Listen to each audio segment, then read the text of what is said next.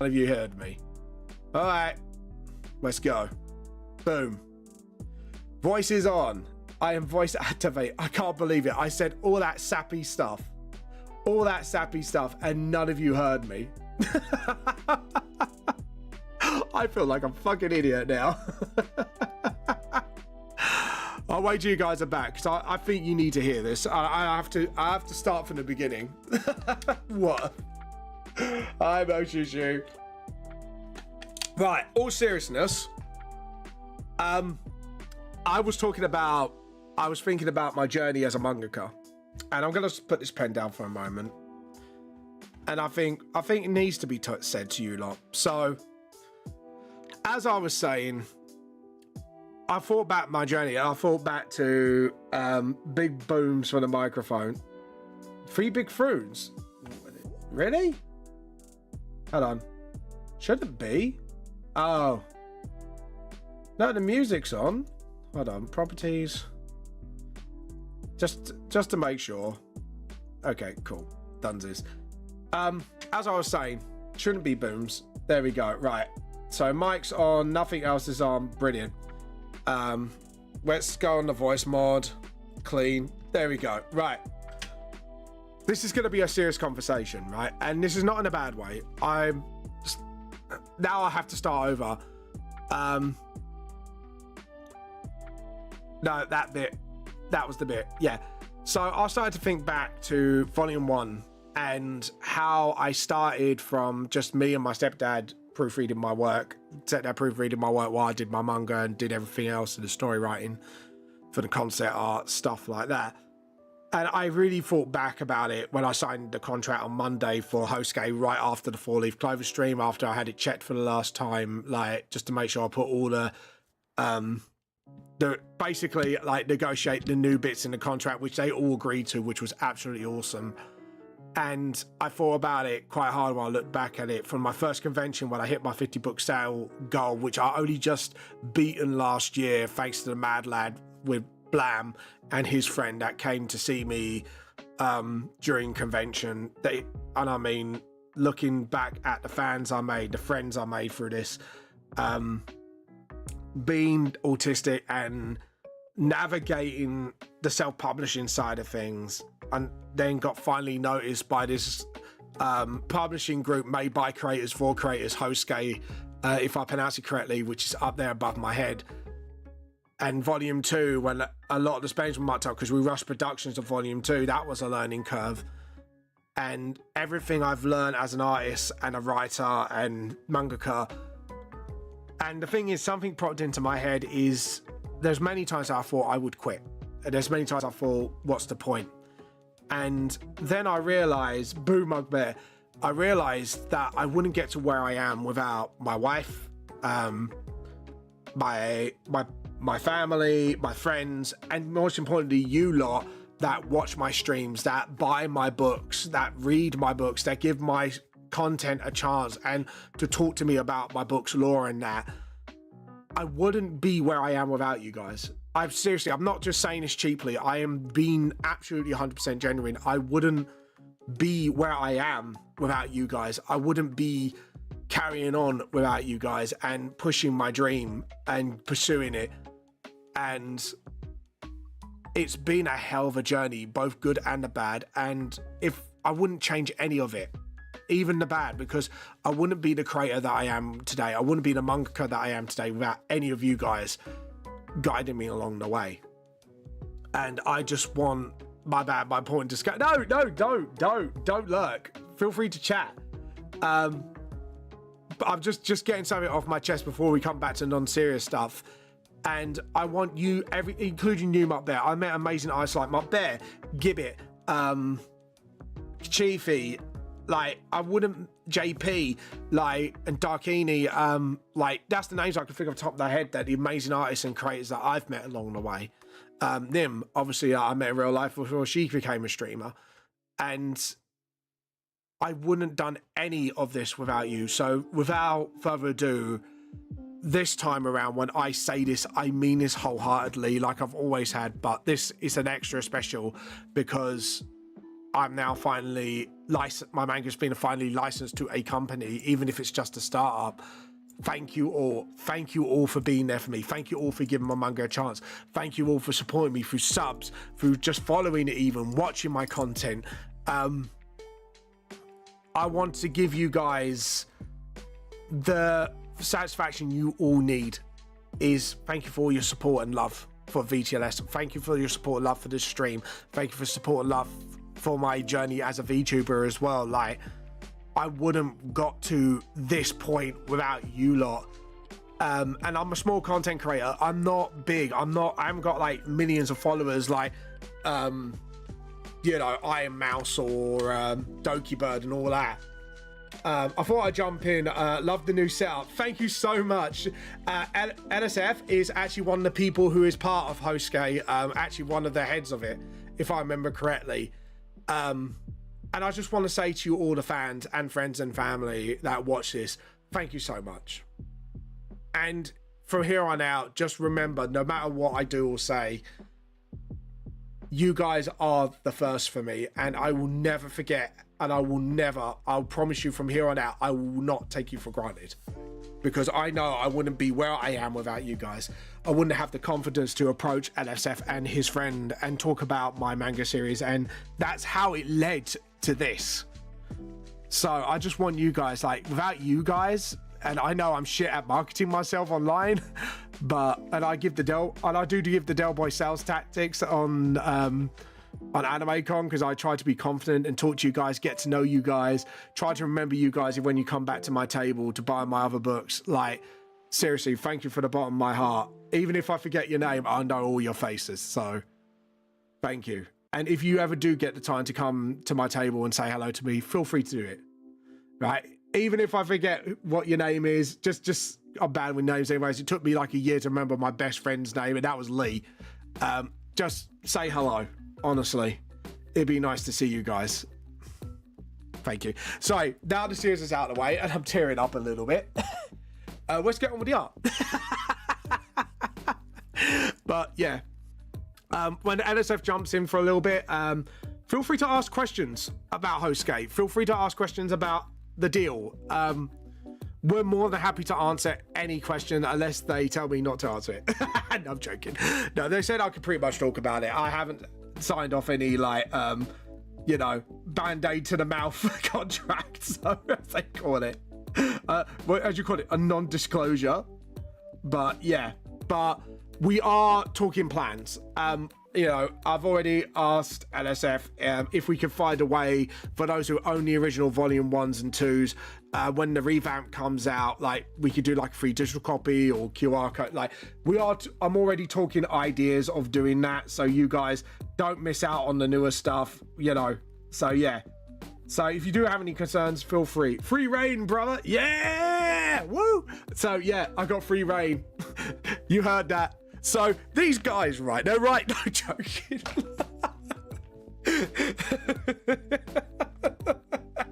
Oh no, that was a very British way of doing it. Are there any online resources for HostGate at this point, or is it a bit further out? A little bit further out right now, unless NSF has already made a social, but from what I've been told so far, all the social medias and everything to do with HostGate is going to be, I think it's going to be like before then they announce me online, but they are setting up all the social medias. I don't know when to expect it, but from what I gather, probably a little further down the line this year. I'm probably going to say between summer and winter, if I'm going to have a bit of a guess shot of when they're going to do this. But yeah. But yeah, but NSF, if you want to answer that question yourself, feel free to, because obviously for me, I'm not too sure when this starts happening, but oh, here we go. Hey, don't steal my pun. I'm joking. So I'm gonna say this out loud for you guys to listen to this. Hey JP, we are currently revamping the website and our social medias, so we're just getting content and everything to be revealed in early 2026. There we go. I said that so sinisterly. Yeah, so also, all jokes, with all the jokes, the tea cult has officially infiltrated a company now. So we haven't just got Yorkshire tea on our side, we now got a manga company. I'm going to slip in, without their knowledge. Oh shit, no, NF, do not listen to this. I'm going to slip in, like, tea cult, propaganda, like the blink and you miss it messaging, and just make people really crave the tea cult. We have infiltrated. Oh god, Joe, I might have to do some promo art, just me as a VTuber, just like sneaking in the back door of HostK offices with the subliminal messaging, like tapes under my arm, like forgetting it's like, oh no, this is the era of DVDs and digital content. But yeah. That'd be fucking hilarious, actually. But yeah, so it will be coming. Do not worry. And obviously all the announcements. I'm not the only one, but I can't say who at the moment. So until LSF gives me the go ahead to announce stuff, so I can announce myself because it's all been like signed up literally straight after stream on Monday.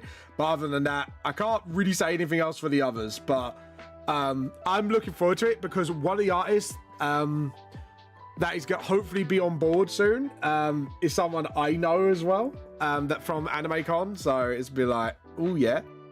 So I kind of raised my eyebrow and a bit like, oh, okay, this is going to be cool. So once like I know everything's on board with that one and I get the permissions for that one, then I can announce that one too, because I think you're gonna like the one that's coming as well. Let's say if you like Shonen Jump magazine, you'll love this. Oh yeah, these guys are going to be the Shonen Jump of the West for Western mangakas. We are staging a revolution that, mangakas cannot be only Japanese, at what people say. Can you imagine just like VR revolution? Oh no, that's it. That's not an English thing. Shit. No, I'm joking. But no, it's so to explain how the company works is essentially at first it's going to be all monthly magazines, and then you'll get a chapter like Shonen Jump for each manga series, which includes mine in it, which I think you guys are planning to release. I think you said right about June 2026, if I remember correctly, and then hopefully then it spreads out from there. So we're kind of looking forward to it. So yeah, so that's what we're looking at. Oh, what's this? Sorry, this music's just in my head. But yeah, June 2026. See, I remember things. Vamp remembers. Vamp remembers everything. So yeah, we're looking at that for the first magazine release. And I know all I can say is the pre-prologue is definitely going to be. Once that gets looked at, speech bubble wise, that'll be ready for obviously released soon. So yeah, so that's going to be quite cool. So we got that coming. NSF, is there any mangas that now are fully confirmed, if you can announce it here, that are going to be coming to you guys apart from myself, unless you haven't got the permissions to talk about it? So yeah. So obviously, but yeah, so like I said, I will be looking into with HostK to get you, hype, guys. The hype is real on this. So from what I gathered so far, they are full on submissions. I've already had people asking me like, are they looking for more? Are they looking for more? I even said to LSF, I was like, I know this artist who's absolutely fucking awesome that you definitely need to grab on board. So because I've seen him on so yeah.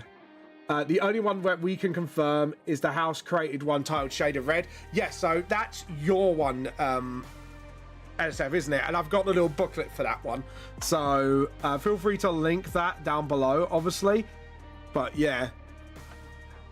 But yeah. Sorry, this music's just like, what's this music from, actually? Yeah, Stranger Things. Oh, Game Shops did do it. Okay, cool. I know. I was like, This is from Stranger Things, right? I get distracted now. This is my possible ADHD brain kicking in, like, ooh, shady. But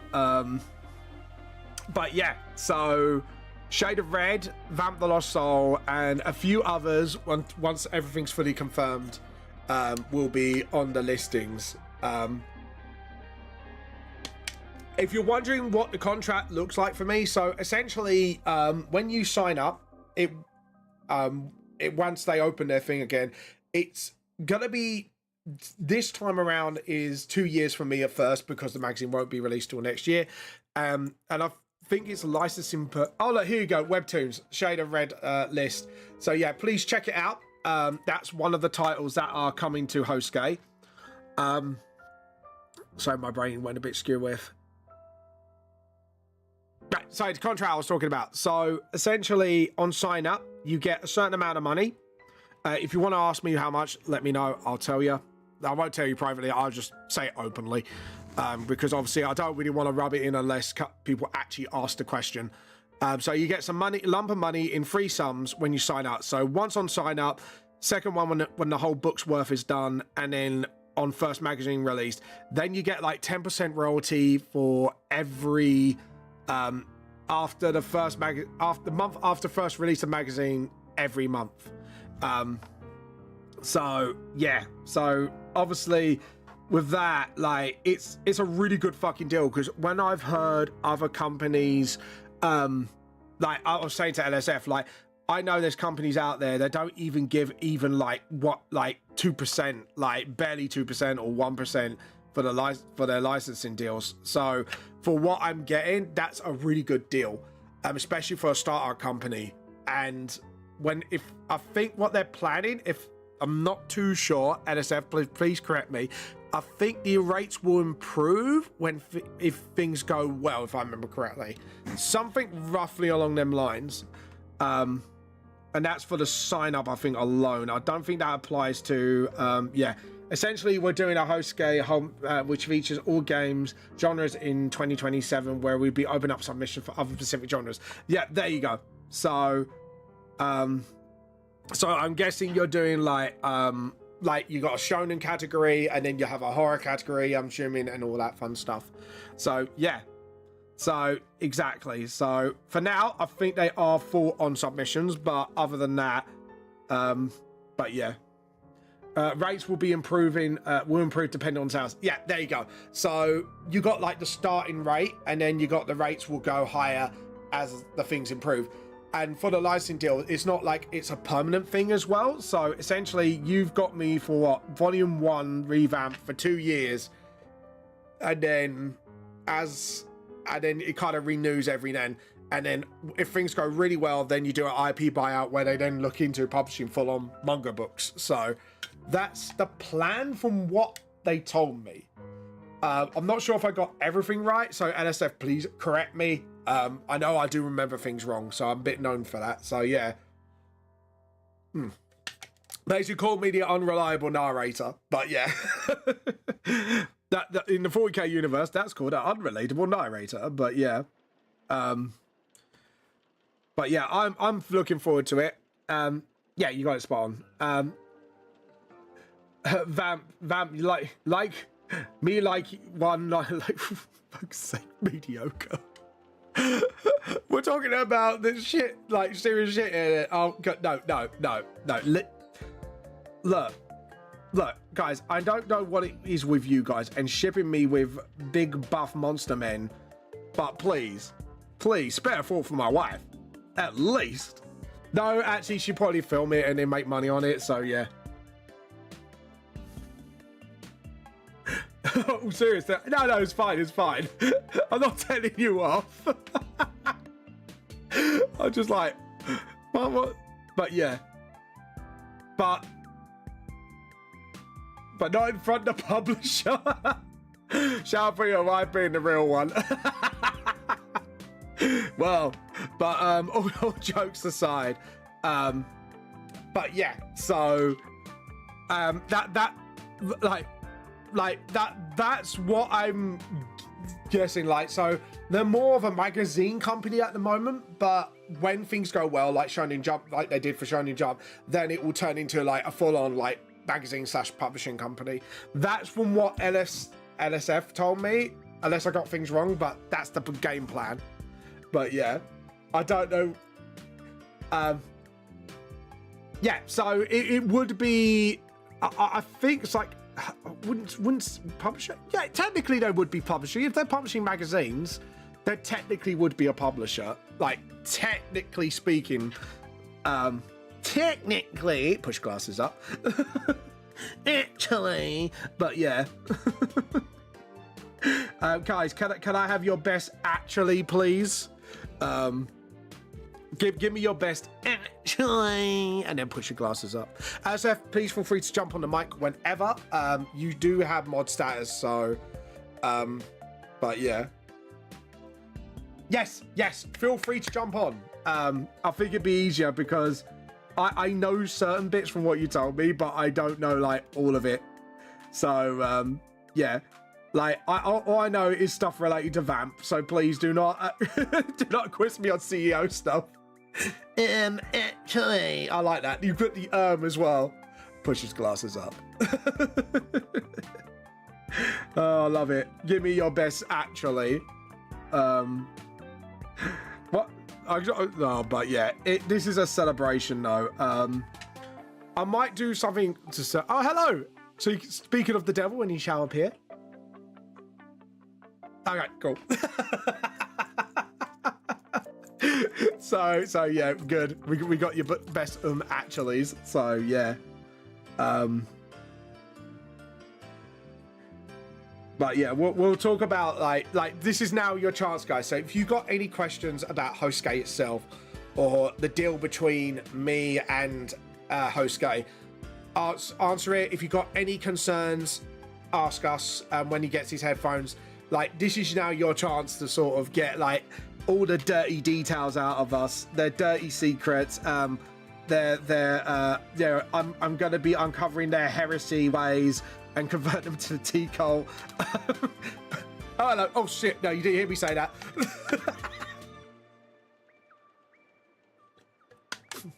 So, yeah, we can't. Are you a fan of Warhammer 40k? Yeah. Well, the law is pretty much Horus Heresy, but with tea and coffee. Yeah. All you need to know is coffee is evil. Oh, calls no audio. Yeah, coffee's evil, tea is good. Our god is this current CEO of Yorkshire Tea.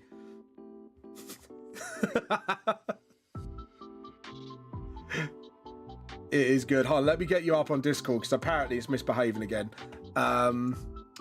Let's have a look. Could you give me a hello? Hello? There you go. You can hear. They can hear you now. Awesome. Oh, they can hear me now. Okay, perfect. T's yeah. mid. Did someone say T's mid? I'm sorry. No, I'm gonna ask. Oh, right. I'm gonna have to give you a Rogel Dawn. No. Rogel Dawn disagrees. Both coffee and tea are awesome. Oh, mediocre. Sorry, controversial take, but No. I actually can't drink coffee. If I drink coffee, I start feeling lightheaded. So yeah, so I'm a tea guy only. Yeah, but coffee's just bitter as hell. Yeah, the thing is, I like bitter tasting things. That's I like. For me, my favorite chocolate is dark chocolate. So. Oh, I can't stand dark chocolate. Oh, you're missing out, my friend. You're missing out. But I do like. I don't know. Actually, depends on the brand. Because something can be like so dark it tastes like coffee, and I think that's what puts me off. Yeah, it's true. And then some of it is actually all right if it's a little bit creamy. Oh, he's American. That's why he doesn't like. That's why he doesn't like tea. That's fair. That's because maybe you're doing it the wrong way. You know, you guys don't have. I agree with this. I'd hate tea as well if it was made on a stove. I'd hate that. I would like it either. Hold on. Mogul Dawn approves. I know, but he's American. I know what's gonna happen. He's gonna get onto us for the beans and toast, and yeah, that is an atrocity too. To be fair, beans and toast is not a good meal. That was a sad day for the tea cult. Have you heard about that? Boston Tea Party? No, I've never heard about that. What's that? Oh no, that's during the you know when we kept trying to invade America. They got so fed up with it. Oh, hey, I don't like tea or coffee. Tea or coffee. So. Yeah, no, that's it's fine. fair. That's fair. Well, so if you had a hot beverage, what would it be? A hot chocolate? Yes. Oh, that's fair enough. You know what? I could agree with that.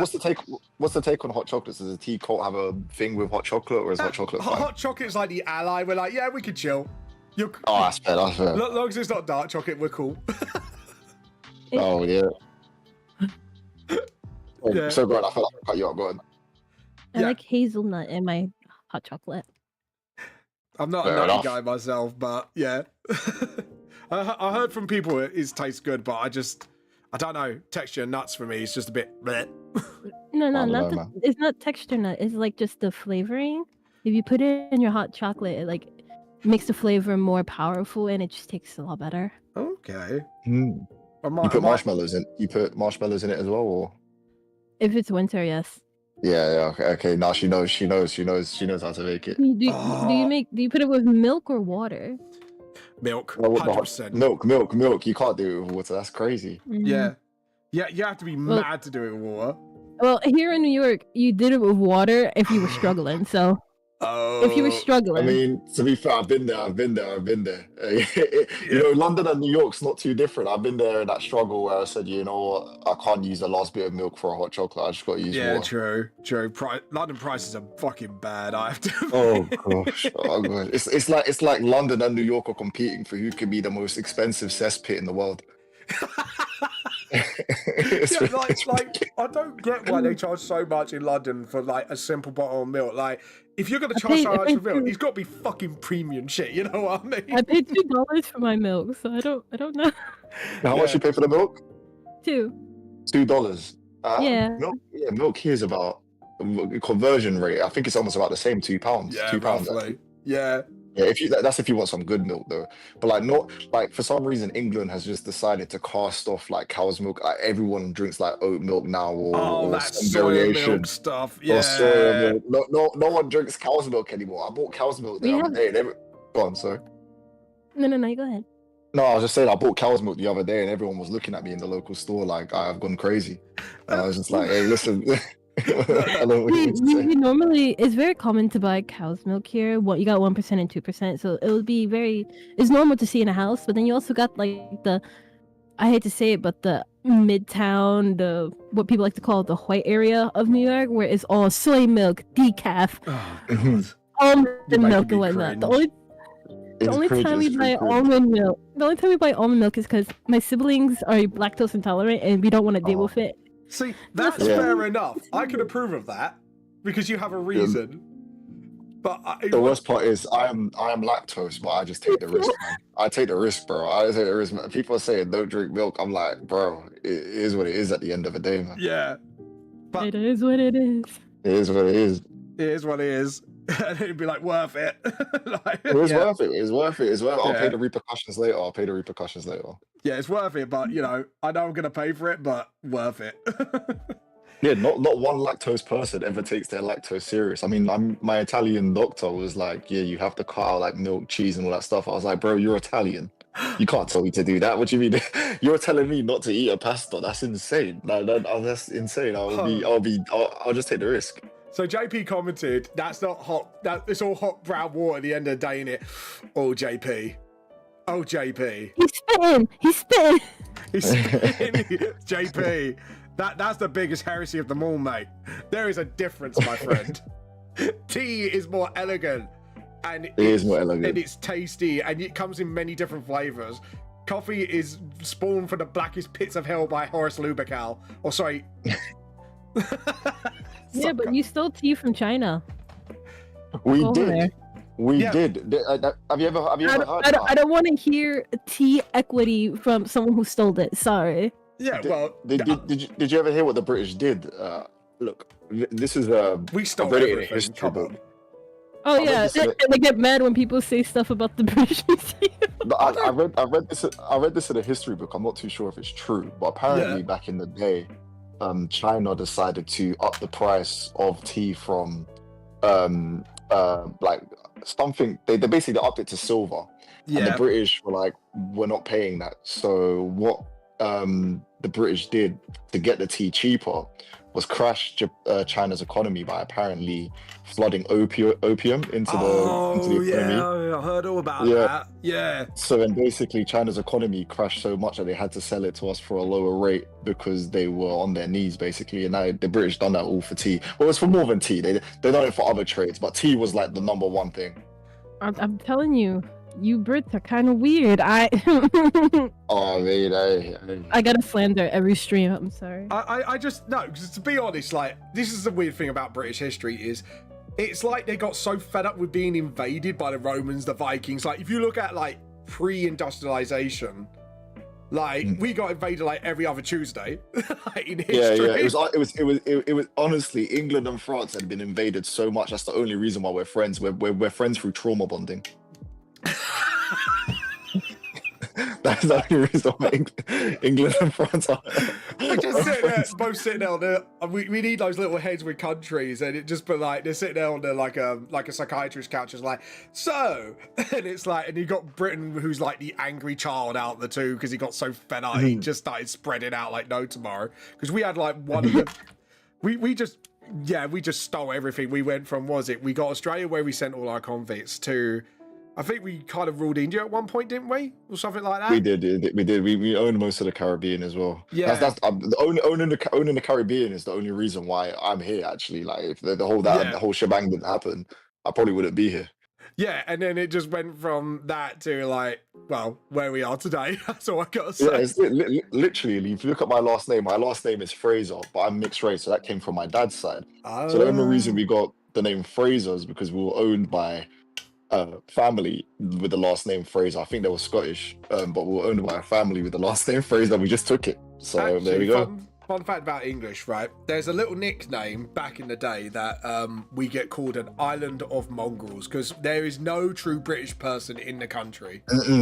Because we had the Romans, because we had the Vikings, because we had like obviously we spread it out to other countries when we got fed up being invaded ourselves.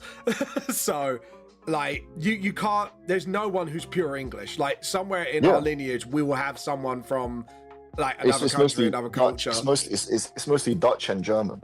Yeah, you got that as well, and it's like it's crazy actually. Like when you look at it, when you got all these people going, well, this is not the British way. It's like, well, actually, no, the British way is we're mixing hot pot. Yeah, like, we're such a cultural hot pot. There is no such thing as pure English anymore. We stole tea. I mean, like everyone thinks, oh, chicken tikka masala is an Indian dish. It's like, no, we stole curries in general from Indians, and then we turned it into chicken tikka masala, which is an English. It's actually an English curry. And it's insane because I think like people nickname Japan like the Britain of Asia, and they're so similar to us. It's ridiculous. It is crazy. Like Britain is like, there's no pure British. I don't think there's even such a thing as pure something where we're all like traditional between different states of humanity. Yeah, but I'm just saying like Britain especially is such a mixed hot pot. Like Britain survives on sort of like mixing different cultures and countries together, isn't it? Like the last probably pure British died out thanks to like, because I think it was the Celts are the OG British, weren't they? Yeah. It was the Celts or something, but yeah, and then they pretty much died out quickly because of all that. And that's because a lot of the Saxons and the Vikings decided to stay as well after they kept coming in. Oop, did someone join or did someone leave? Oh, hi Blam. Hello, We're talking about British history. Actually, a topic I'm good with. Yeah. But real quick, I'm an American. first off, I'm going to say this. Congratulations on the thing. I'm not sure if you did say on stream yet. Yeah, I said it. And the logo's up. Yeah. Nice. And me and the resident big guy will be at the anime con. Yay! So we get to see one of the clothes there. Behave more now. You got to behave more. We've got to be behaved now that he's branded. Yeah, I'm branded. I mean, you are. You're part of a brand, are you not? Do we have the illustration of my VTuber myself just getting branded in the arm, and you just got and as I go, right, hold still. Hold still. This won't hurt a bit. No, Mediocre. Bite down on this. No. I get what you say, Mediocre. I'm just saying, I agree with you, but at the same time, like, especially England, I think America's Vinnie kind Jones. of true in that respect. But like, there's a hot mixing pot now, isn't there, of everything? But yeah, I just love it when someone turns around and go, "Oh yeah, we're pure British," and I'm turning around going, laughing to myself, like, mate, read a history book and you'll find out. Yeah, I was more just jumping in to say congratulations, fam. No. I'm about to All right. go into a game of Faz with a mate, but also I have capture card and it's fully set up. So tomorrow I'm doing a test stream, and then tomorrow night will probably be a full stream, and then Right. Before you it's go, just a test stream to see if the thing works. I'm going to introduce you. Yeah. So, Addison, Hang on. this is one of the guys who's working on my VTS TTRPG. Blam. Hi, nice to meet you. Nice to meet you. Nice to meet you. I'm LSF. I'm with Hoseki Publishing, one of the founders. Yep. I think Mason was saying that he wants to meet. Oh, Hi, Moshishi. I think Mason was saying he wants to meet. He wants to meet as well to talk about the VTS RPG. Yes. He said he wanted to talk to you about it as well. So I think he might bring it up to you Monday. But I unfortunately won't be there for. I won't be there for the meeting on. Because you have two meetings on Monday now, right? You have the meeting in the morning, the editorial one, and then one in the evening with Mert. Yeah, so it'd be before and after stream essentially. Okay, yeah, cool. I'll be there. I'll be there for the evening one. Yeah. Is that the TTRPG discussion like that night? Sort of revamp and discussion to get you met up with him so we could talk through points and we'll start growing. I mean, if it's something where you can just call me on Discord, go for it. Yeah, I'll let I'll you be know. around. Yeah. Well, I might not be entirely around all evening, as I might be having another D&D campaign on Mondays now. Well, actually, no, I am having one on Mondays, but not sure of the time just yet. All right. Well, if there's any spaces available, please invite me, man. It's a full one. I know the DM. The only reason that this one got I got in was because we were all discussing D&D for like 2-3 weeks straight, and it was just like, right, first come first serve, and I was in there instantly. I was like, I'm joining. Who else? Who, there's no one for me to use my action surge on, man. I'm getting really bored, man. Like, it's funny. Well, we do have the Monday stream. My character is a half-orc druid called Donk Bapple Cappy Rapper. What? What the fuck? Yo, I think that book in my furniture started floating. He is. He has a capybara druid animal focus. Oh, wow. That's very creative. That's Thank you. Yeah, when you do D&D for so long, you kind of get a bit nutty on your creations. Yeah, Everyone is now named Dave. Yeah. Or you got Captain Yellow Dot Pokerbeard, Blam's favourite at the moment. Yeah. Do you know what? We might play a little D&D game when we do the meetup.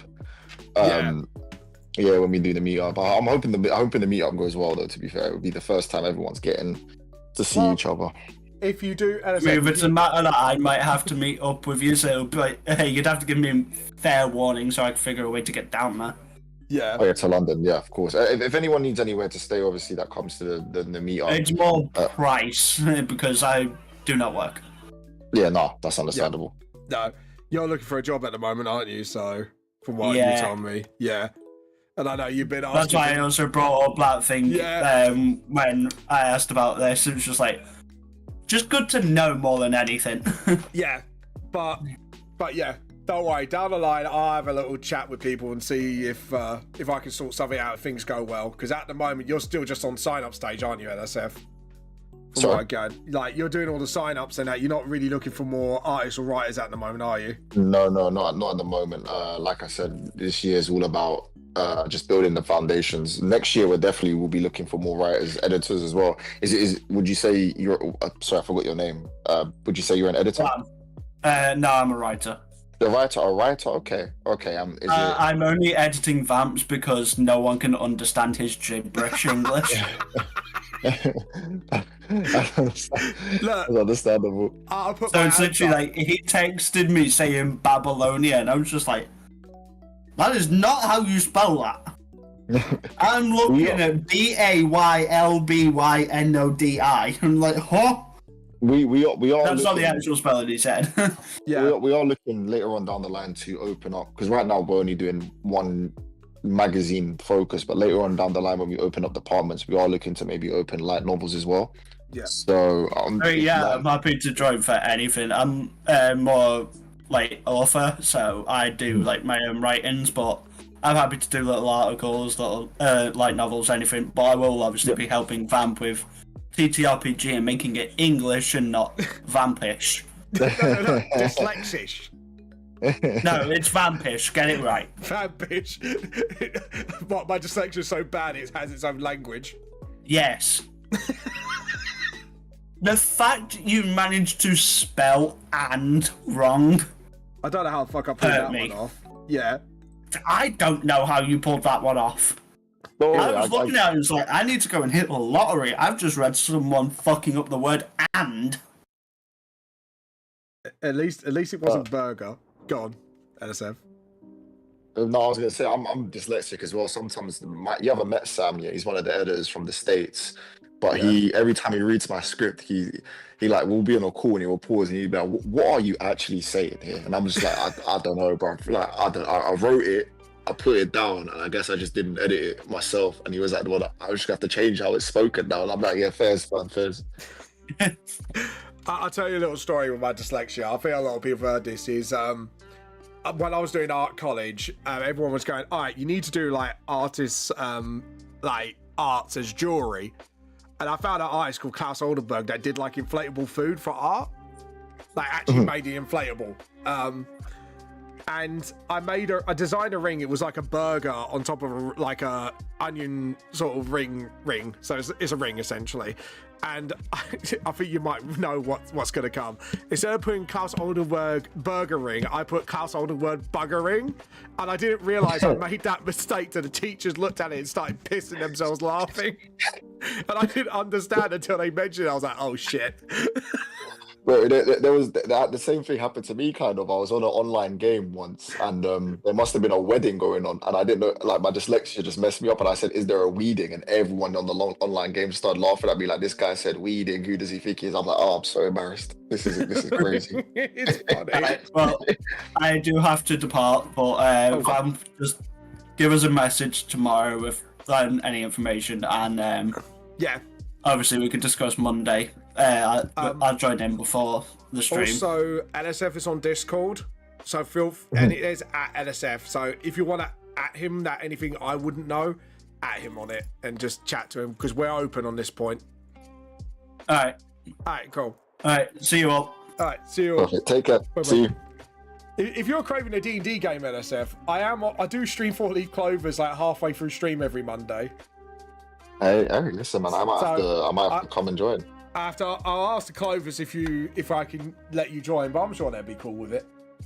Yeah, well, I used to play in-person D&D, but I haven't played too much. I haven't played for like a year and a bit now, and I've always wanted to explore. Obviously, I play a bit of Baldur's Gate 3 here and there. I would say I say here and there, like I haven't sunk 117 hours into Baldur's Gate 3. Not since the new mod features came out, right? Do you not know about that? No. No, the mod thing come out for console. Oh, is it? So you can play with mods now, yeah. Oh wow. Well, that's going to introduce a whole lot of replayability. Yep. There's so much I want to do. So is there like you're not going to be here for a few weeks now? Sorry. Yeah, I mean, I listen. The business has to run somehow, man. The business has to run somehow. The business had to run somehow.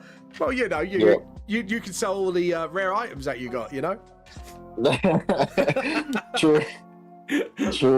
But I'm gonna head off in a couple of minutes or so. But like I said, if there's any other questions that you want more clarity on, or if anyone wants more clarity on, feel free to ask, and I'll get it answered. If anyone's wondering what like the company is, again, it's a Western publishing company. We're focusing mostly on magazine releases at the moment. We license IPs to feature them in the magazine. If stuff works well, we look to buy the publishing rights. Now, I know that sounds scary, but buying a publishing right doesn't actually take away the IP ownership from the curator. It just gives us the publishing rights for publishing the book. It's like an exclusivity contract, isn't it? Yeah, essentially. So even if you're with us, if you're releasing volumes outside of us, that's perfectly fine. Like I said, it's just the licensing. So we're just basically essentially featuring.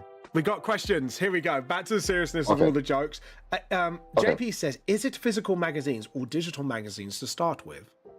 So there'll be two types of ways for you to access the magazine. So it'll be physical magazines and digital magazines.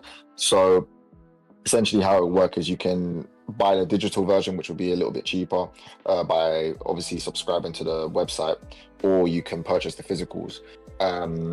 There will also be, once there's more of a catalog, there will be chances for you to say read previews of the chapters of IPs that are under us that are coming out. So take Shade of Red, for example, the first 3 or 4 chapters will be free on there, and then once you subscribe, then you can read all of Shade of Red in its entirety.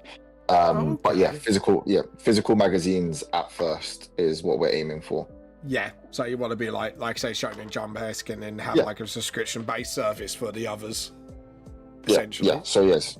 But yeah, obviously we don't want to isolate anyone from buying now. I know we're moving in a digital age as well. There's some people that like to collect, so some people that like to just read from the convenience at home. So we don't want to isolate any consumers from being able to access them. We're trying to keep it relatively cheap as well, so that people can, because a lot of the people that read magazines, they either young people, we have unemployed clientele as well, etc. So we want to keep it at a relatively cheap price, around, I believe we're going for $7.99 for the magazine. Actually. Yeah.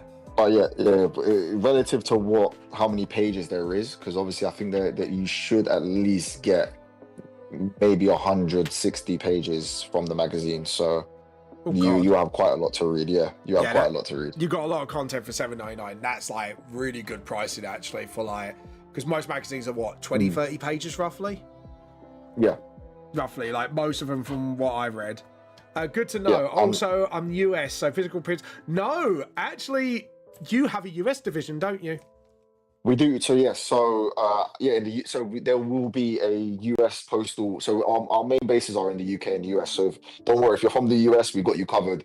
We got you covered. So if you're in the US, we here I deal with the UK and Europe. I don't know why I distinguish the two. The UK is in Europe, but you know what I mean. But basically, the UK and Europe, and then we have our USA team. So anyone in the US who wants to buy, then obviously they can purchase. Now it's going to be limited. It's going to be limited physical sales at first. We'll only have around maybe 25 for the UK, 25 for the US. So you might end up getting some collectibles, but obviously once more demand comes, we'll start printing more. Yeah, and you're doing merchandise as well, aren't you, if I remember correctly? Yeah, so there'll be merchandising. So once we have a publishing right to a series, we have an in-house merchandising team. So our in-house merchandising team will basically essentially be creating merchandise as well. So stuff like t-shirts or little stuff around the magazine that little stuff around the IPs that we might start including as well in the magazines, like little keychains, etc. So ooh, that'd be kind of cool. And what are we looking at also further down the line? Plushies, like usual anime, like merchandise. Of course. Yeah. Also, I just want to. So just to make sure, because we have entered discussion about this once or twice. So with the revamps 1 and 2, what I said I would like to do, we're not 100% confirmed on this, so please keep this in mind, is for anyone who has the original copies to get some sort of like digital free copy. Yeah. So we'll definitely look into getting the digital version. So either if it's through a QR code or something, or maybe even if it's just proof of evidence of owning the first copy, then we can just send you a link to the thing on the website to view it.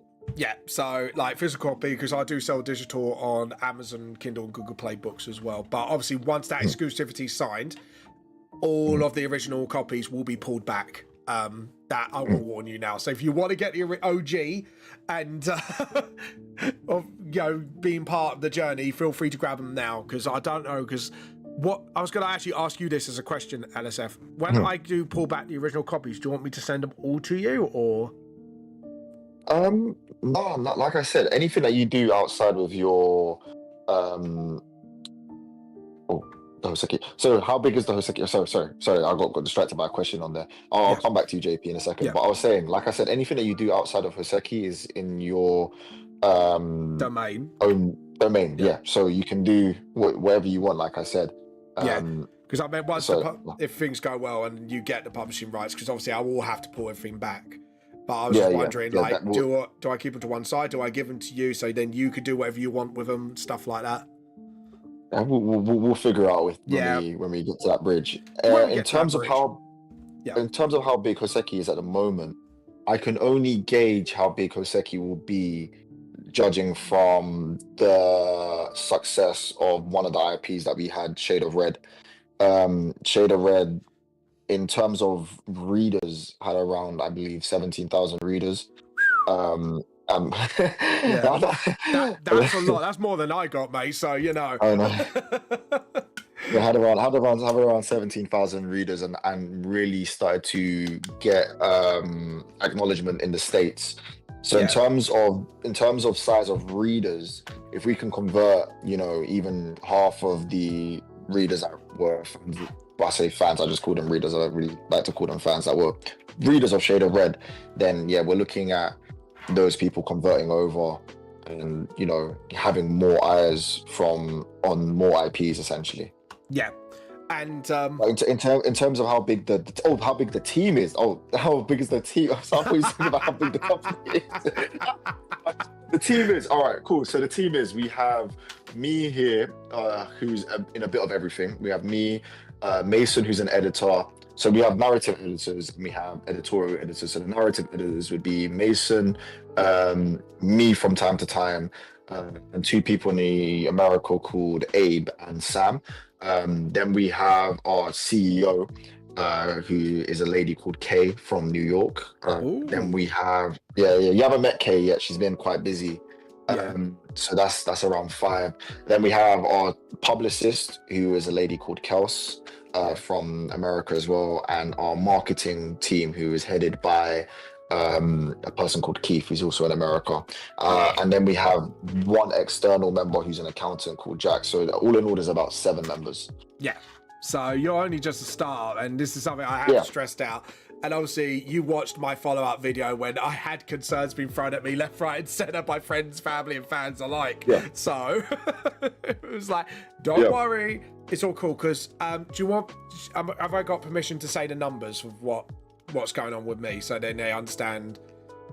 How much the licensing fee was? Yeah.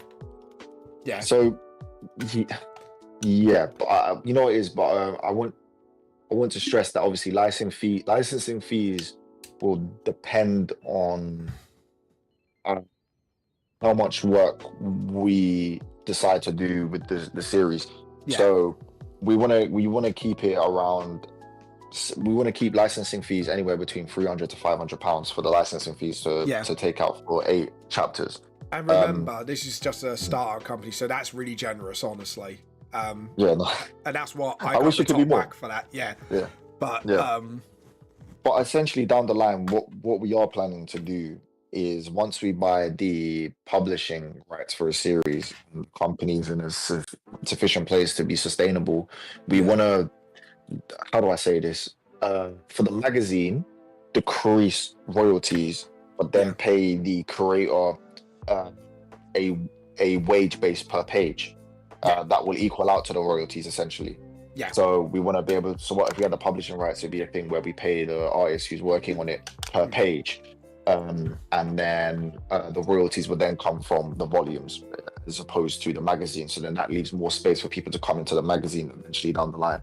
Yeah, so at the moment for my manga series, and to be honest, this is more generous than what most companies pay. I said most people who do their own comics and that with the big names are lucky to get about 1 or 2% royalty, roughly, from what I've heard.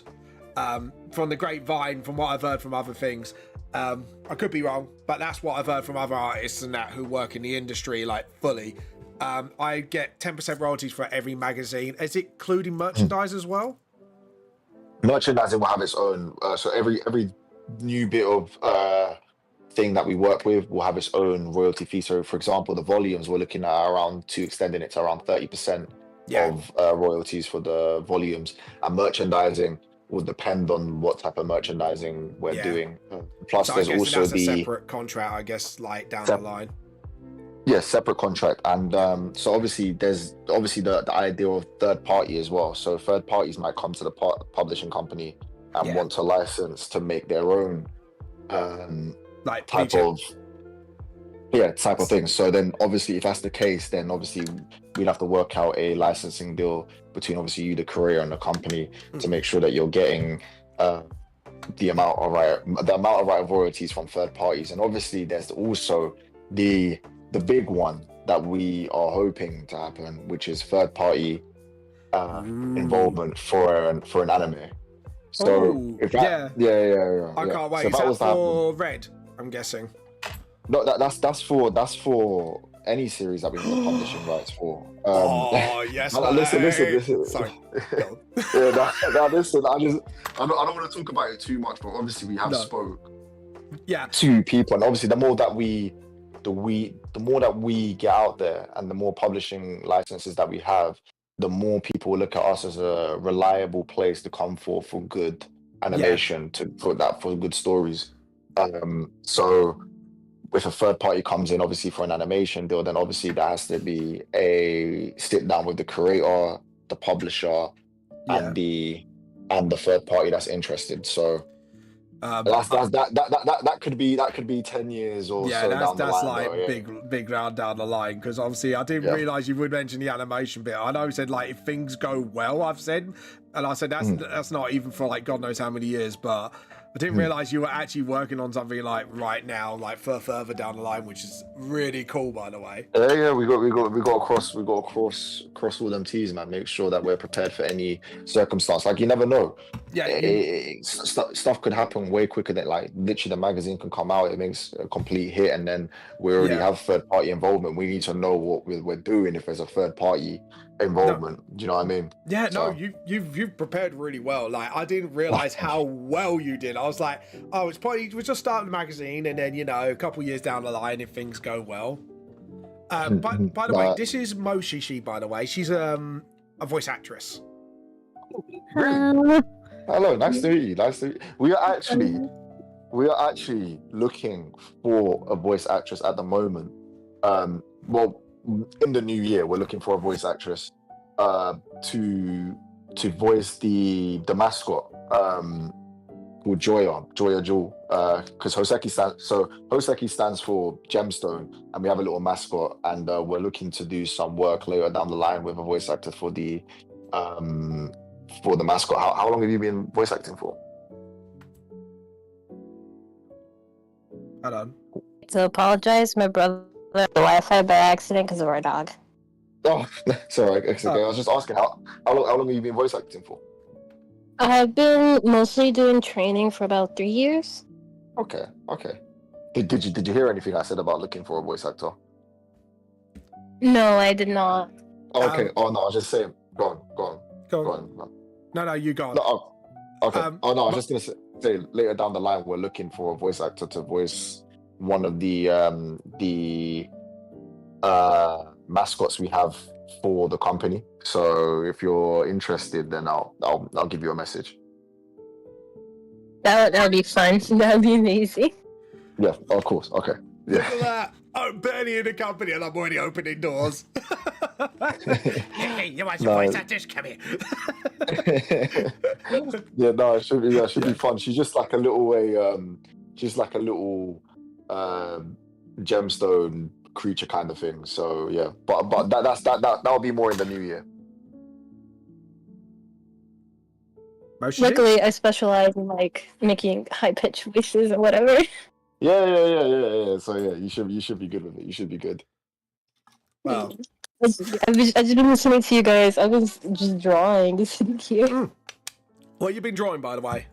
Oh, the art tax is nearly up. Sorry. So LSF, we do a thing halfway through the stream called art taxing. So people get to put their artwork on there, and we get to look at them. And we have fantastic artists in this community. Moshishi, you're an artist yourself, aren't you? Let's see. Probably. I don't know. JP, I don't know. Have more confidence you have. Moshishi, are you a good artist? Mid. No, God. You can't be worse than me. You can't be worse than me. So, anyways, we're gonna drag up. Last time, we've had something from Red, who's did our own emotes. So we're going through our Discord here. So this is by. I have to be off by 8:30, so I'm gonna jump off now. Yeah, no, feel free to. I've got a meeting, but it was lovely meeting you all. It was nice meeting you. Yeah, I'll give you a message about the voice acting stuff. More information if you're in the Discord. And Vamp, thanks for having me, man. No, it's fine. So feel free to jump by every Have time. a splendid day. Yeah. No, have a splendid day. Seriously, feel free to come by anytime during the art stream because pretty much I consider you and the other team members of VTLS now Team VTLS. So yeah, if you want in on the D&D stuff on that, just let me know. I'll talk to the Clovers and I'm sure I'm sure we'll arrange some stuff. Do. All right, then. I'll see you Monday for a long day of meetings. Monday meeting. Got ya. Okay. All right. Take care. See you Monday. Take care. Bye bye. Bye. Hey, try. Right. So let's go through the artwork. So we got by Ragecraft, Audrey, which has all these lovely artworks. And don't worry, I will be answering more questions once we get after this.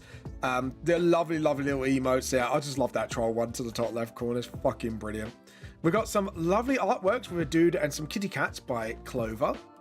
Some lovely artworks. Darkini's new avatar. That is, I'm not angry, but I'm fucking disappointed. I think I actually commented on it. I said, it's like, this is not funny. Look at my eyes. This is not funny at all. This is, oh no. If we're going to put a voice to it, it's beautiful. I've got the perfect thing. No. That's that face. Wow. No. Wow. Oh, Gibbet's done some lovely art. Oh, I love this. That's so cute. I love it. Gibbet, you've done some lovely artwork here. What do you think, Mochi? Well, I can't tell you because I can't see. Give me a second. No. But you got some lovely artwork here. It's like a cute little frog girl who's like doing a little happy dance. It is a nice draw. Moshi, oh, I love this detail. Look at the rendering. Moshi, this is beautiful. That's my new art style. I love it. Oh, look at, oh wow, this is nice as well. Look at this. I love the how you done that sort of it's like an oil painting look to it, and I love it. Yeah, I think I like coloring in this way now. It's probably my new favorite way to color. Is this using like oil paint sort of style or? Hold on, I could tell you what brush it is. So you have an idea. Yeah. Obviously, I'm probably going to use this for like foliage brush because actually the way it's kind of edged out. Brush. Yeah, it's really nice. So yeah, pencil. But yeah, I'm looking at my liner. Look at all this lovely artwork by you all. Seriously, I love it. I love this one by Darkini as well. Like, that was from last time, but fuck me, it's so glorious. Very Mortal Kombat-y. But anyways, guys, let's get off the... JP, unless you got something to show off, but thank you guys for watching. And thank you. And look, Moshi, I gave you an opening. We got another tea cultist infiltrating. Thank you, Yeah. I'm not a tea cultist. Well, you joined. I'm a Moshi cultist. There's a small print. You know that song. Alright, guys, I gotta leave the Discord. It's been fun knowing every single one of y'all. I'll see y'all later. No, I haven't drawn in a while. Wait, the first drawing. The first drawing I posted will be my new icons across all my platforms. Oh, that'd be cool. I can't wait to see it. But yeah, guys, we are infiltrating a company now. Now we got to spread our propaganda. Now he's not here, so we need some T slogans that we can sneak in. What can we do, guys? Coffee. No, that's heresy. No, bad Moshishi. Go to the naughty corner. Think about what you've done. Coffee. No. Bagel. Yes. I agree with bagels. That's crazy. I love it, don't you? It's like I can now have arguments and just say no, just Rogel Dawn straight off the bat. I could have also posted the art I made of my friend's VTube model, but it's not necessarily art. It's like V-Roid layers. Yeah, but it still involves creativity. I said I don't care if it's literature, if it's mod Warhammer painting. I don't care what it is. Throw it in there. Yes. It's creative. Do it. Music, even. I don't give a damn. Post your art here. Post your art here, yeah. Art is, as long as it's not a banana on the fucking wall, I'm good with it, Moshishi. I'm about to post a banana on a wall, bro. I'm about to draw it. How to make me froth at the mouth. You know what I'm on about, though. The news type of Yeah. Yeah, that makes me froth in the mouth. It's like there is no effort. Have I told you actually how that art style, quote unquote, came about? It's modern art already. I know the whole history of it. So you know about the artist only did it to mock him as a joke with the mutt on it. Yeah. Yeah. Guy ate the banana too. That's my favorite part about that piece. The guy ate the banana. Yeah. Oh, I know, he ate the banana and then he kind of laughed at it and they tried to sue the man for it, apparently, for eating it. It's like, what the fuck? Banana was moldy. Yeah, well, the banana was, I was going to say, yeah, the banana's moldy. Yeah, and all the artists delighted is laughed at the fucking curators and went, mate, I can replace the banana. Chill. It's like a couple of bucks at You most. get 35 cents. Like, Yeah, 35 cents at most. Maybe I'll get a whole batch, just in case, but yeah, I put the art layers. Let's have a look. And the reference of what it actually is supposed to look like. Oh, these are pretty. Sorry. All right, a little bit more. That's really nice. I like that whole design there. Ooh, these are the assets. You put the ass in assets. Oh, I love that crease look. Because of my art style, it's like some of these. Ooh, I like that design in general, actually. Design in general is pretty cool. He said I got all creative freedom in editing since I made the model to begin with. I like the derp look in the bottom there, like, I don't. Hold on, no. That face looks like to me.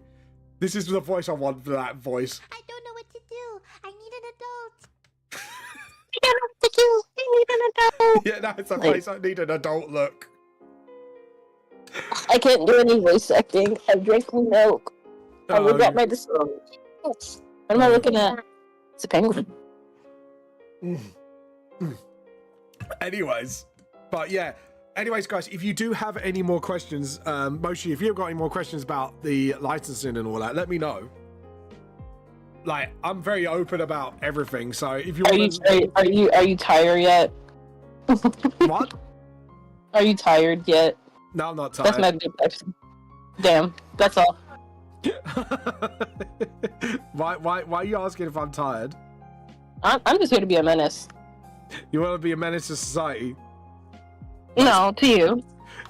Like what, like Spooderman? Have you seen Spooderman, No. by the way? I'm just a menace to you. Oh, Me and Spooderman are not the same. Spooderman's funny. I love Spooderman. On Instagram, my friends were like bothering me, so I told them I'm making a comic, leave me alone. Yeah. I said, can we see the first page? I sent them like a terrible edit of Slenderman and Spooderman. I'm like, he was my first page. And I made it into like a whole mini thing. Hey, how you been? No.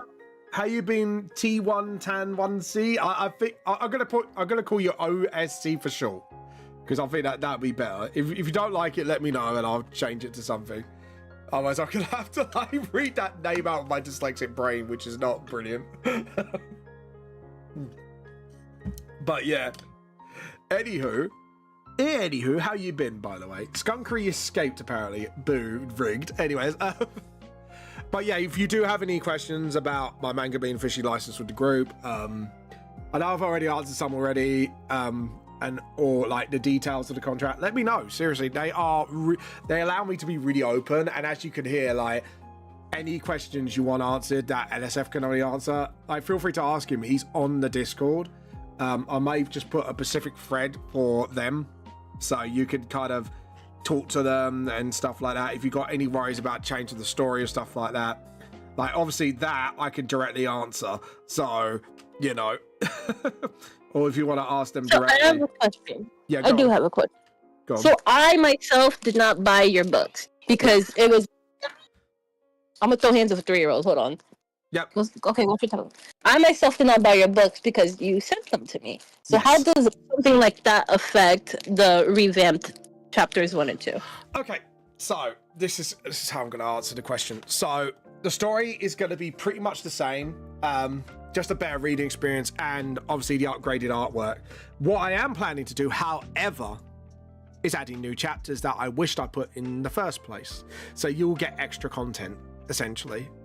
Think of it like a remaster with free DLC. Yeah, I mean, like, so you know how he said if you purchase the first ones, you show like proof of purchase or whatever, and they'll send you a link. Yeah. How does this affect like someone like me who did not purchase the books but did get them for free? All you need to do is show you got the books. That's it. Okay. So it's not more proof of purchase; it's more proof you got it. So for everyone else, does it need to be specifically you have 1 and 2, or could it be any book in general? Long as it's because at the moment we're replanning to revamp 1 and 2. 4, 3 and 4 might stay the same. But yeah, 1 and 2 is more if you got them 2 specifically. Okay.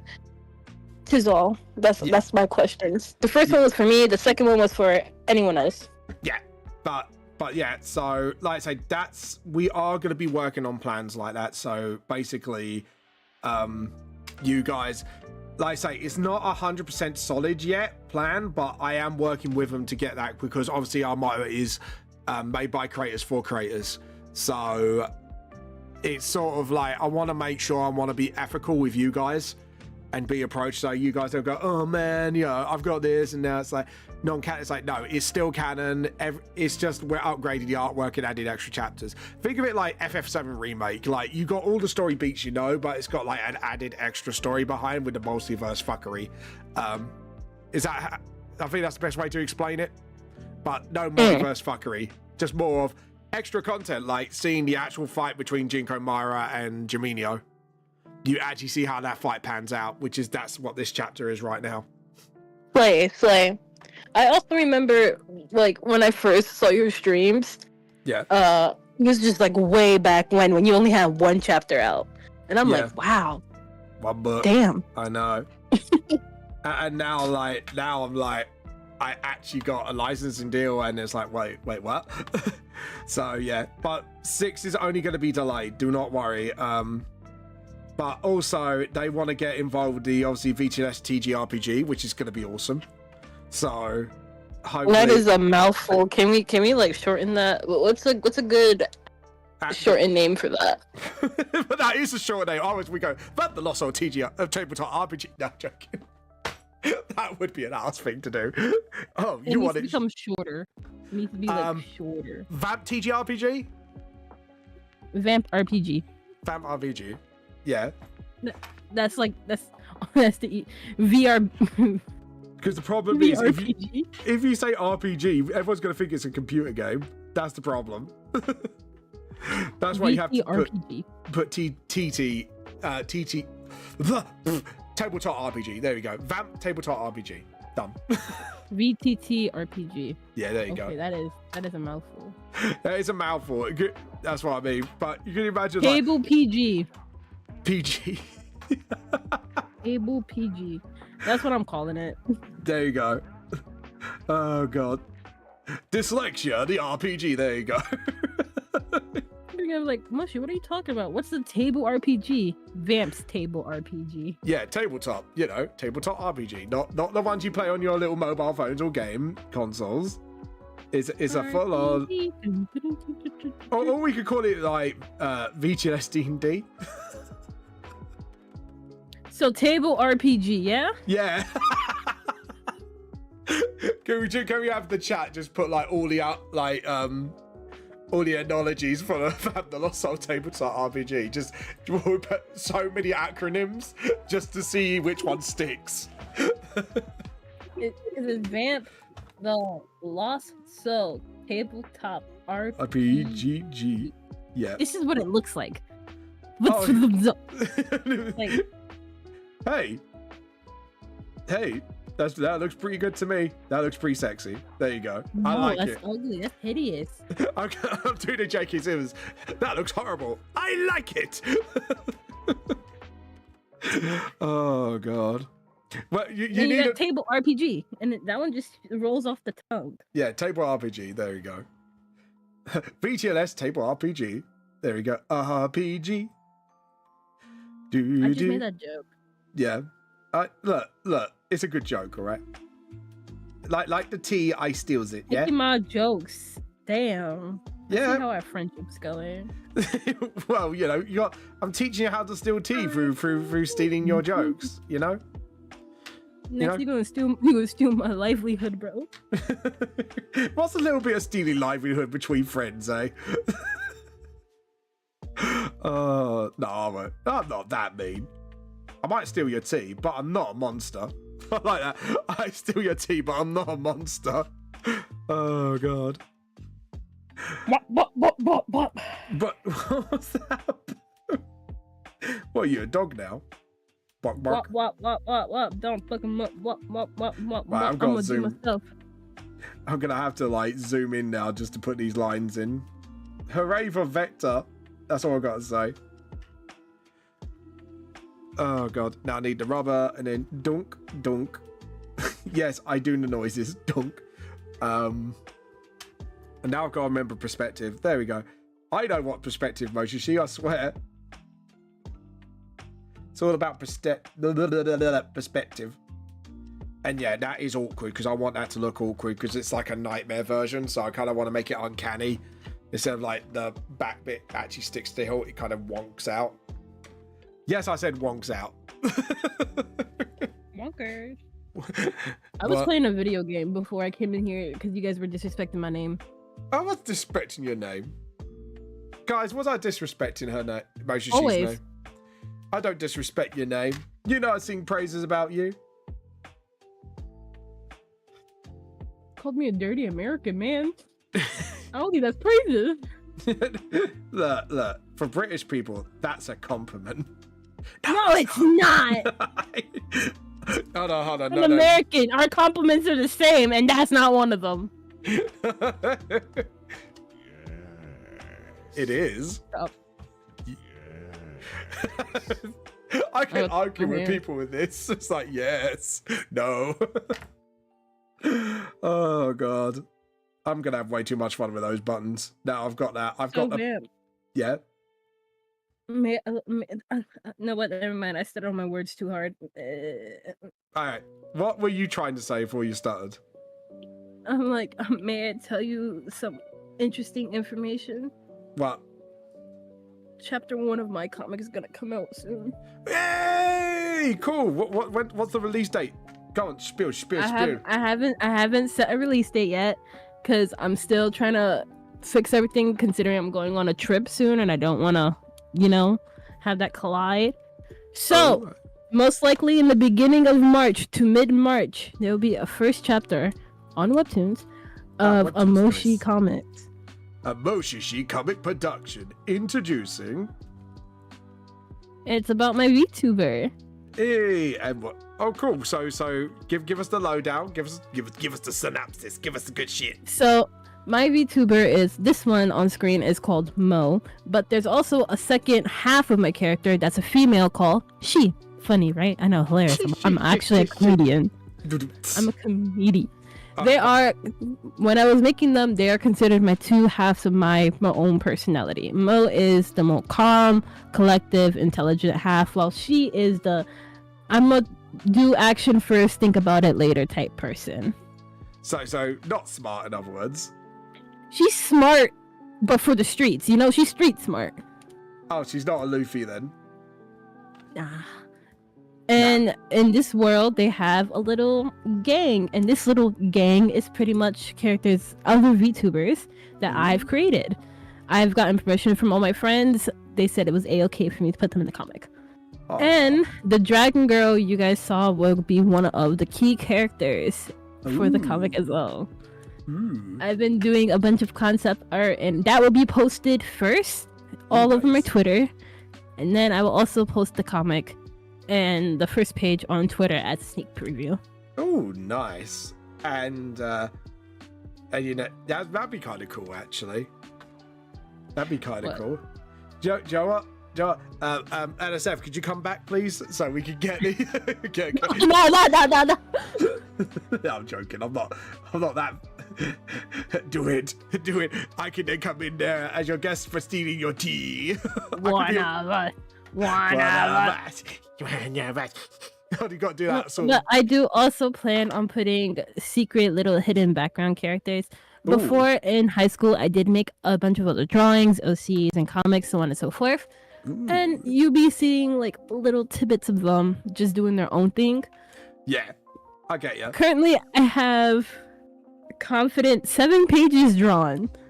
I think I'm going to do small chapters for each thing just until I get my art style set in stone. I'm going to be working with my older art style, which is more cell shading based. Yeah. That basically more comic friendly one, as we call it. Yeah. And then in between, you will have like dynamic, big explosion type styles, which is my more modern one. Yeah, that'd be kind of cool. Oh! Do you want to see the double page for this chapter, Mo? The double with the huh? Double page spread. Whoa! Yeah. He ate a face. That's crazy. Anyways. That's She, actually. That's a She. Oh. Yeah. I can't tell. I'm so far from my computer screen. Hold on. Zoom up close. There you go. I'm waiting for your stream to catch up. There you go. There, the booba. Oh, I see it now. You see the booba. Oh. Oh, God. You know, your art style is hilarious to me sometimes. Why? Because people are like, back in school, they're like, never shade with black. And then you come along. Everything shall be shaded in pure black. I wanted to turn black. And I'm like, huh. Yeah, but the strength it of it doesn't look bad. Yeah, well, the thing is, the problem is with shading black is you gotta be really confident with your more saturated colors, because that's the only way. Because I've noticed, like, yeah, you can get away with more paler colors, but it's also you gotta keep in mind lighting, and that because I've done at art college, I kind of learned the tricks, if you know what I mean.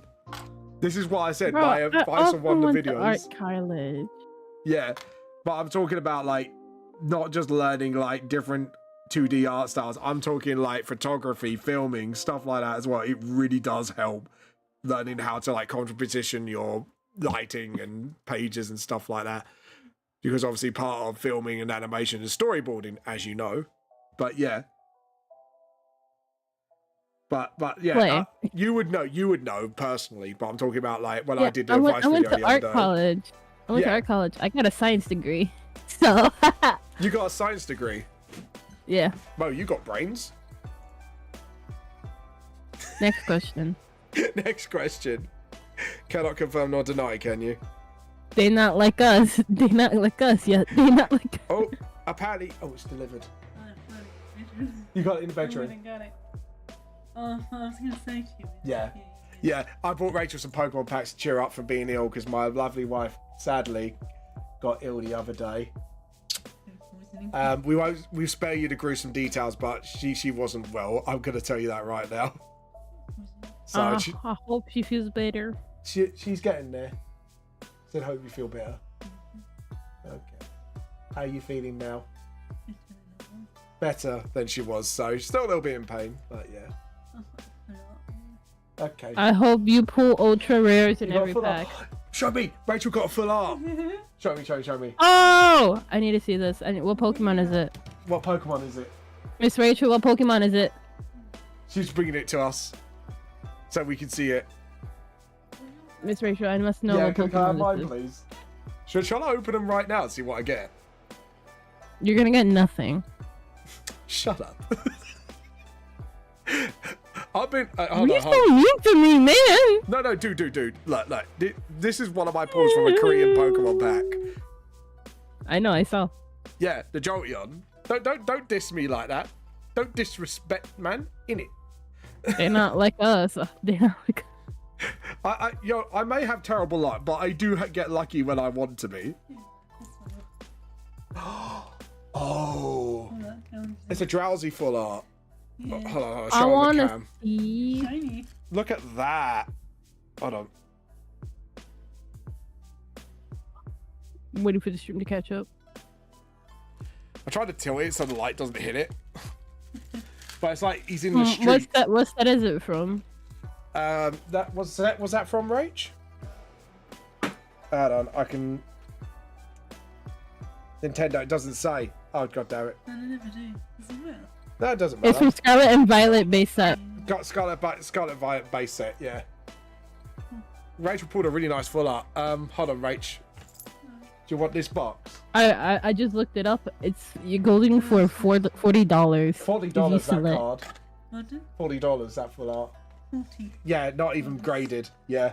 Okay. $40.50, no grade. Yeah, $40.05. Not graded. 50. No, $50, sorry. Right, If you grade it to 10, it's worth $100 and something. Oh, if it grades to 10, $100 something. Rachel's getting very excited now. Got Rachel drooling. Oh, so. I know a lot of Pokemon. I saw it ever so slightly. You said drowsy. I already knew which set it was from. Yeah. So I've got Shrouded Fable, Temporal Forces, Scarlet and Violet, and another Scarlet and Violet. So guys, do you want me to open this now? Open one. Open one. Which and one do then you you want? open one of the Scarlets and Violets, and then you open the rest with your wife. Ooh. Okay. Let me feel the weight. No. Just open it. No weight feeling. No weight feeling. All right. Woo. Here we go. Right. So. We don't weight feel in this house. Here we go. Opening it now. It's got my boy Crocky Boy on it. It's the 4-card trick, isn't it? If I remember correctly. I think it's 2. Oh, it's 2. 1, 2. I think. Okay. What's the first card? So, you got a normal Hollow Skelly Urge. Ooh. A Wattle. A Krookodile. A Spanky My Mankey. Yes. A Squawkabilly Hillbilly. I'm hearing you say it before I even see the Cacturn. card, which is hilarious. Oh, no. Oh, a Trainer Magoza. A Heracross. A Grimer. A Dirty Boy. And a Noma. So, yeah, there you go. Do you want a second one? Oh. Because Rachel's opened all hers.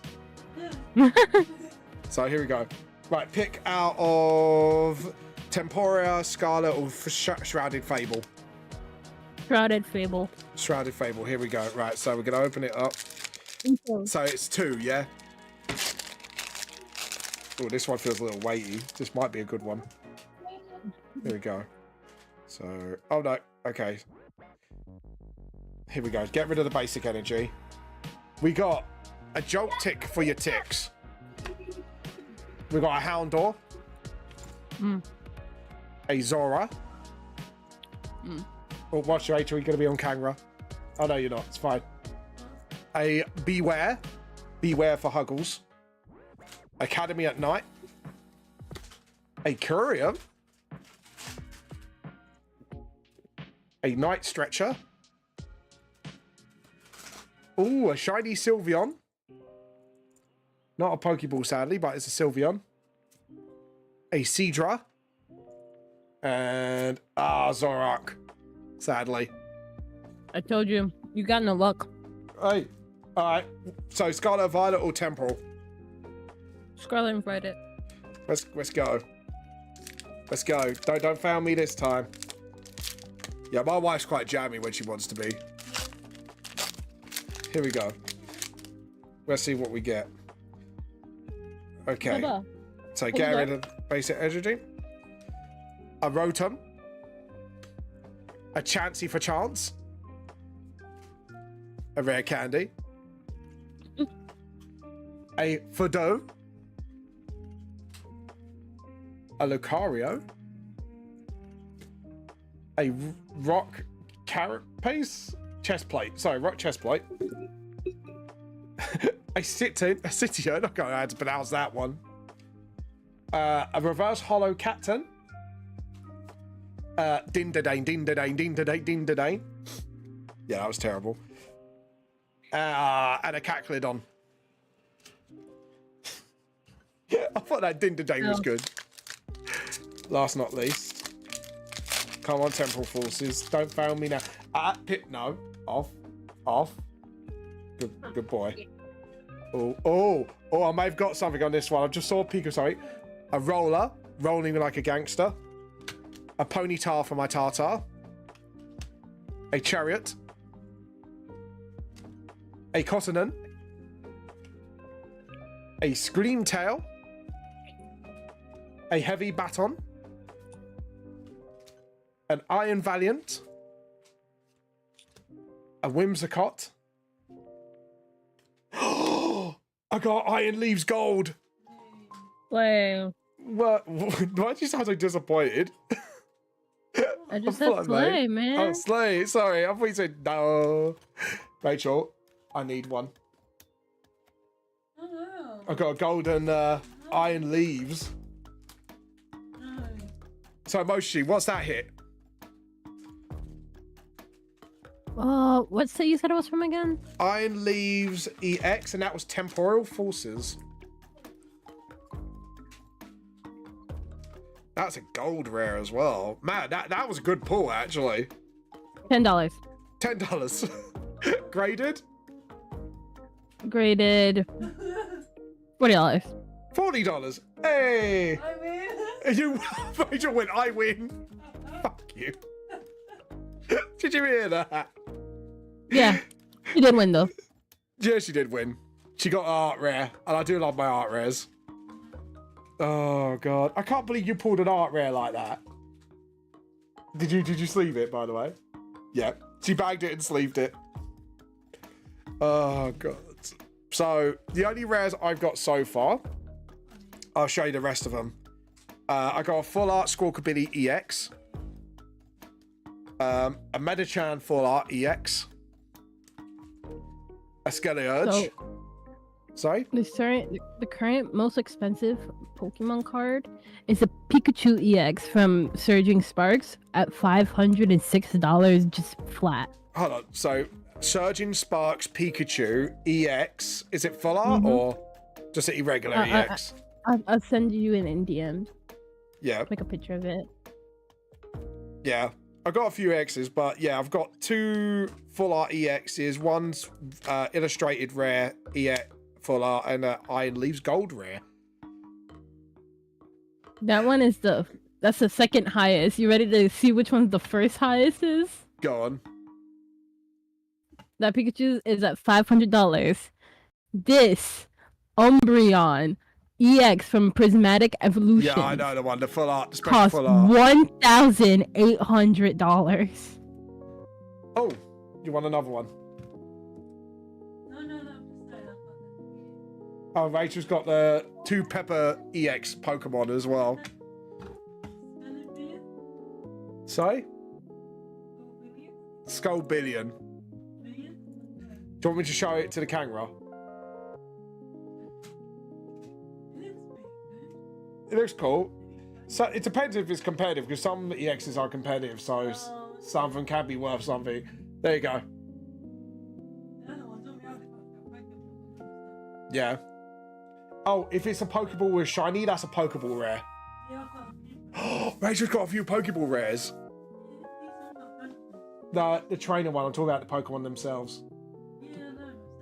The Pokemon with the Pokeballs on them is actually called Pokeball rares. There you go, that's something to sleeve. Oh no, that has got a Pokeball on it. So I'll show you that one. It's a Joltik. Let's have a look. So trainer usually has Pokeballs on them. Yeah, I've looked at them all. So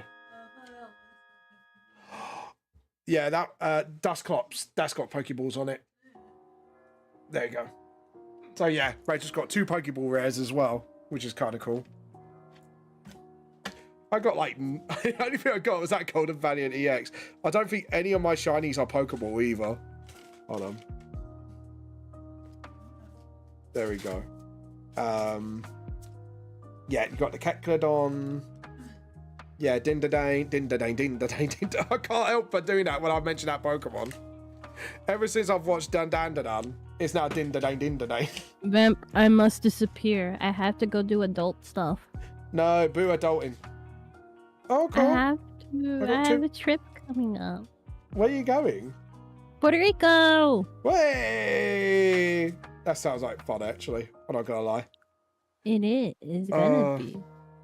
So, when you get Pokemon packs in Puerto Rico, are you gonna go Dindadane, Dindadane, Dindadane? Nah. Why not? It'd be fun. Because I'm not a nerd. Oh, no. Oh, Bandit! Yep. You're a moderator, aren't you? Are you a mod? No. No, you're not a moderator. So I'm just Moshi. you're just a Moshishi. You're just a Moshishi in a Moshishi world. Hold on. Dun, dun, dun, dun, dun, dun, dun. No, in Pokemon now, when you catch it, it's that din-da-ding, din-da-ding, din-da-ding, din-da-ding, din-da-ding. It is a little electric Mega Pikachu rip-off walking up. That's crazy. That was pretty good, I'm not gonna lie. For on the spot.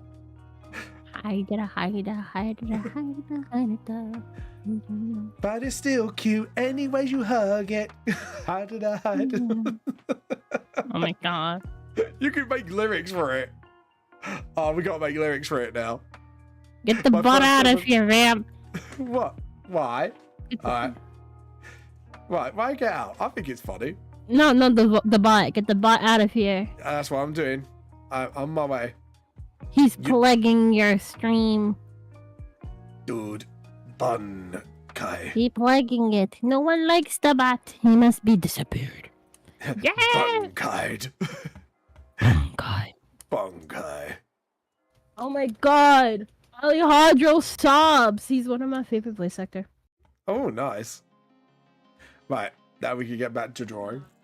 I can't believe my wife has got a special illustrator. Oh, I got a couple of Pokeballs. Okay, I'm telling a lie.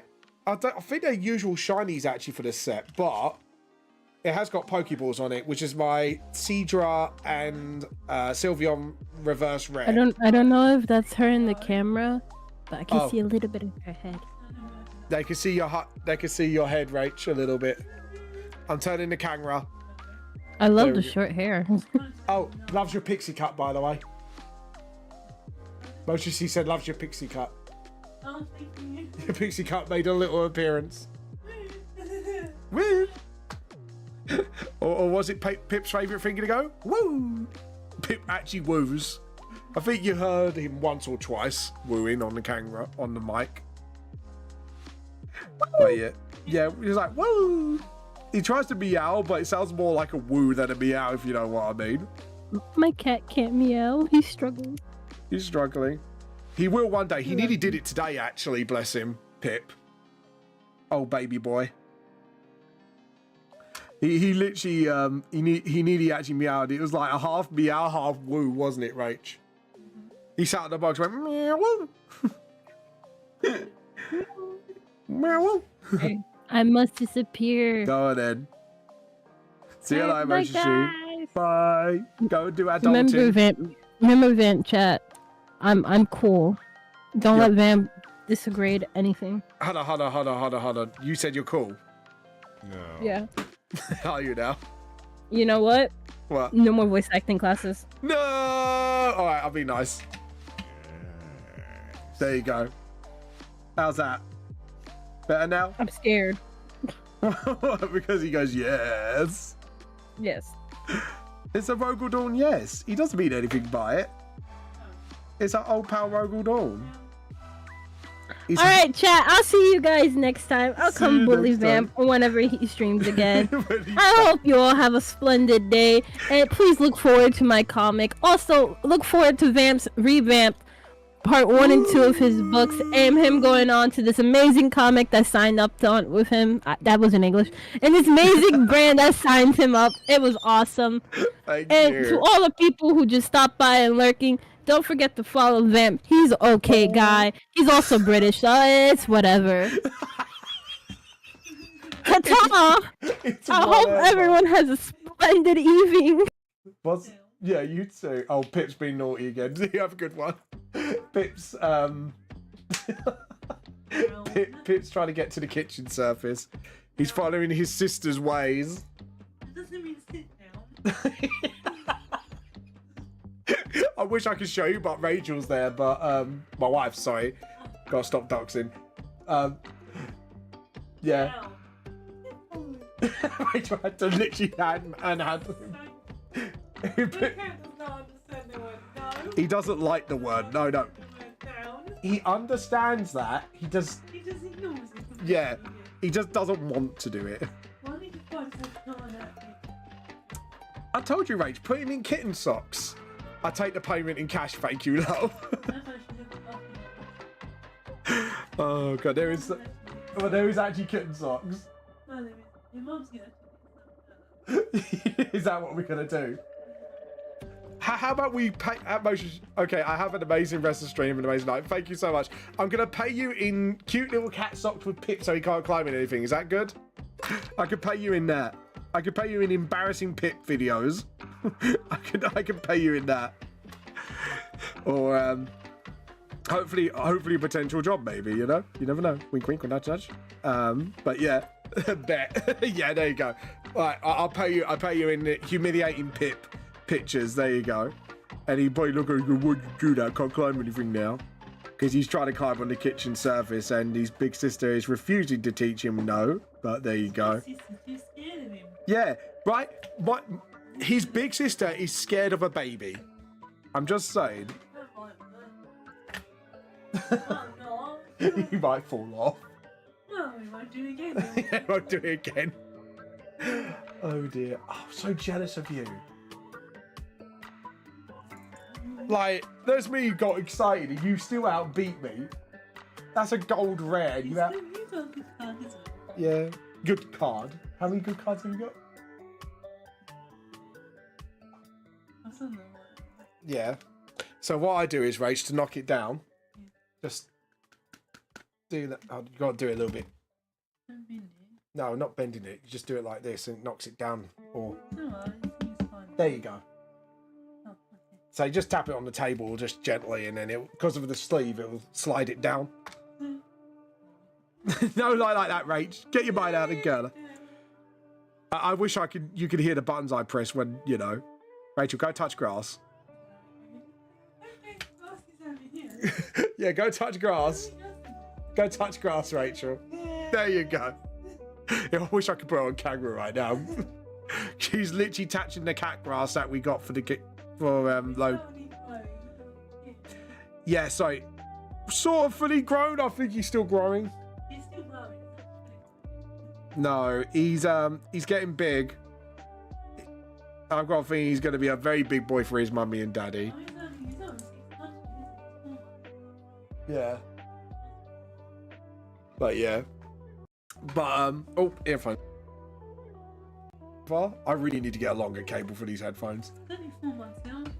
He's only 4 years old and he's already nearly as big as his sister. Nearly. Not. No. Oh, he is. Stop being in denial because you want him small and cute forever. No, look at him.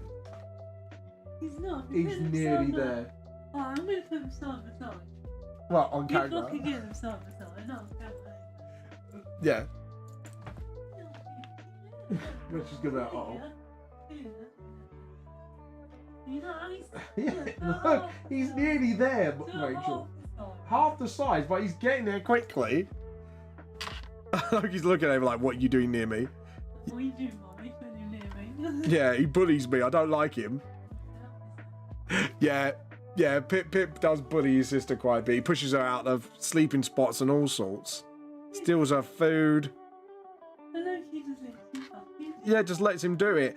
Or if Pip wants to play and Loki's in no mood, she'll just whine at him for like 2 seconds and walk away. Like, not actually like, you know, like mum cats do, bop him on the nose and go, no. No. She'll just go, don't like you now, walk away. Literally, that's all she does. Oh, God. Gotta love cats, guys. Done goof. Yeah, Pip done goof. Not Pip, Loki done goof. But yeah, I hope you guys had a lot of questions answered, by the way, about, you know, the thing. Mediocre, welcome.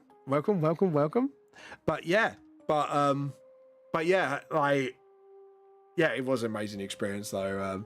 And I'm glad you guys came and celebrate with me tonight, for, you know, being signed up, doing the first stream as a Hoski licensed manga. So yeah, it's pretty good.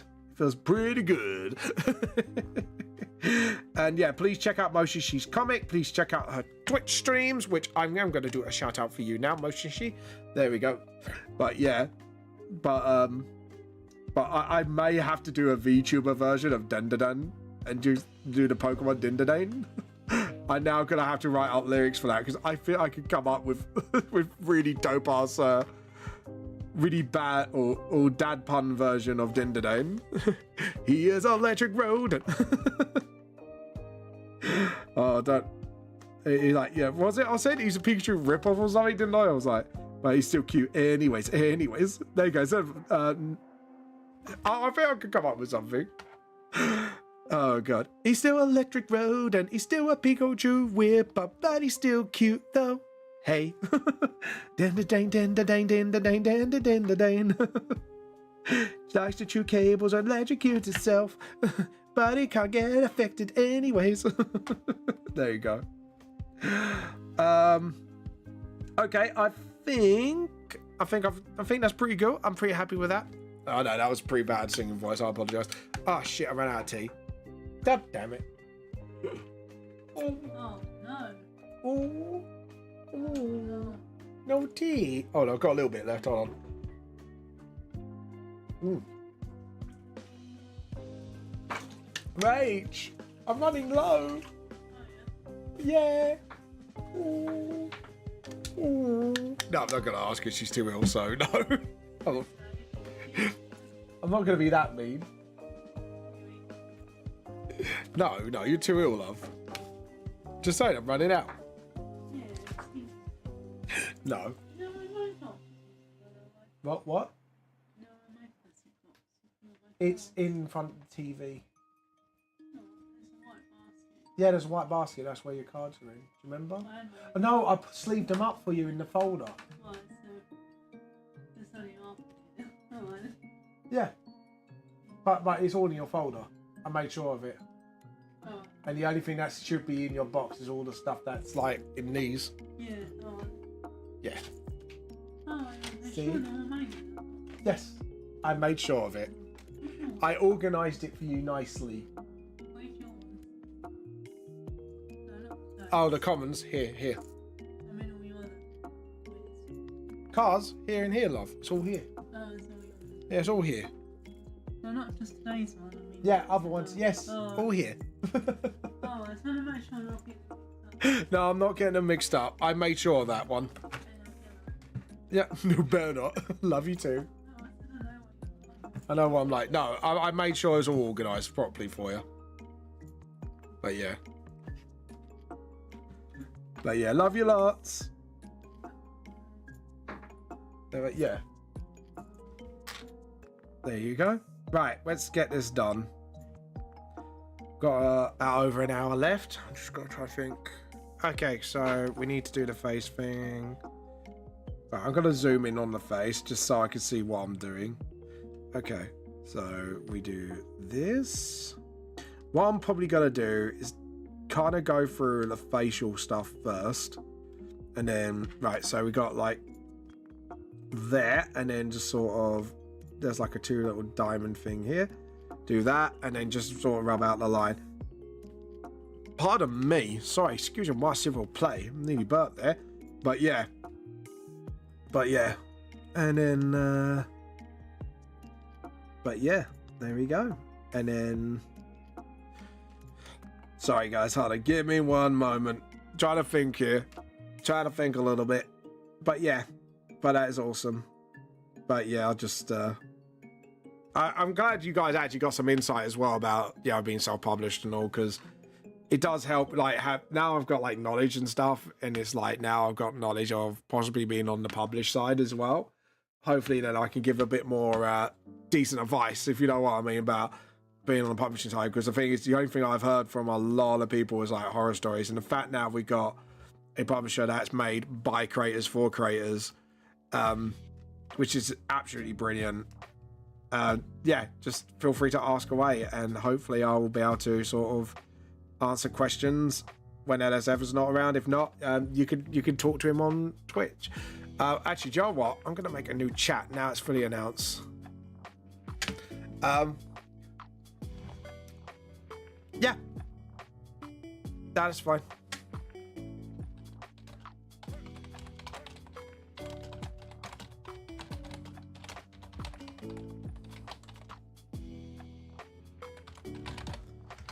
Hold on, I'm just gonna give someone a link to my thing because I actually want to ask some questions. So, at Twitch, and go on my channel. Boom. Oh no, that's settings and pro. I don't want settings. I just want to go. Oh God's sake, did that again. Just want to go on my channel. It's just my channel. Mute that because I don't want to hear any of that. I forgot how to get on my channel from this. I forgot. I derped. There we go, channel. That's it. Awesome. Copy. That's muted and just sort of. There we go. So someone wants to ask me some questions, so let's ask away. Boom. But there you go. So someone wants to ask me some questions, so I thought I might do it. Go check out Moshishi, by the way. Absolutely brilliant creator.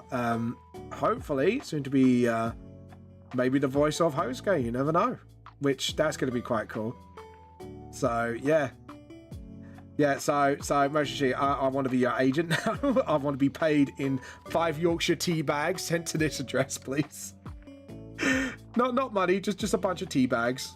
That be payment. That mode of payment would be efficient enough for me. And they must be stolen, obviously. You know, yes, must be stolen. No, I'm joking. Right, so hair. Meditate. Talking about meditate, I have a Pokemon card over.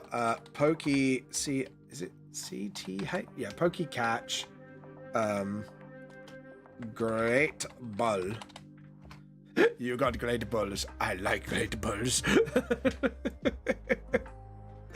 Oh God, you gotta love it. You gotta love it. You gotta love it. Anyways, gotta lift you up. Never gonna let you down and turn around and hurt you. There we go. Now we can do some stuff. By the way, please check out Game Chops as well. They do a lot of fun little lo-fi stuff. So feel free to catch that, to catch all that stuff. They do some really good lo-fi stuff. So yeah, go knock yourselves out, everybody. They done a lot of collaborations by the looks of it as well. So go check them out on Game Chops links down below. Awesome. Right, I'm happy with that because that's part of the jacket, isn't it? So we just got to make sure we can tell the difference between the two. I was trying to use a big word and my brain just could not speak the word. Speak thy word and enter. But yeah. I'm pretty happy with that. So, but yeah. Yes, I caught a meditate. Haha. Suck it. Suck it, Pokemon game. Can you imagine me saying, suck it, gravity? Anyways, there we go. Awesome. Now we're going to do the end of the blade, which I want to kind of actually do like go faster lines. So I want to sort of go sort of like that. Or should I actually do the lines first, then do like the sort of like speed lines to go with it?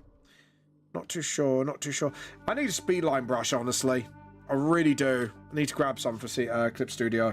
Don't know where to get them though, so I might think about it. Might do, might not. But yeah, Gibby, if you were watching earlier, I did do this art show and tell. I don't know why I said that in a bit of a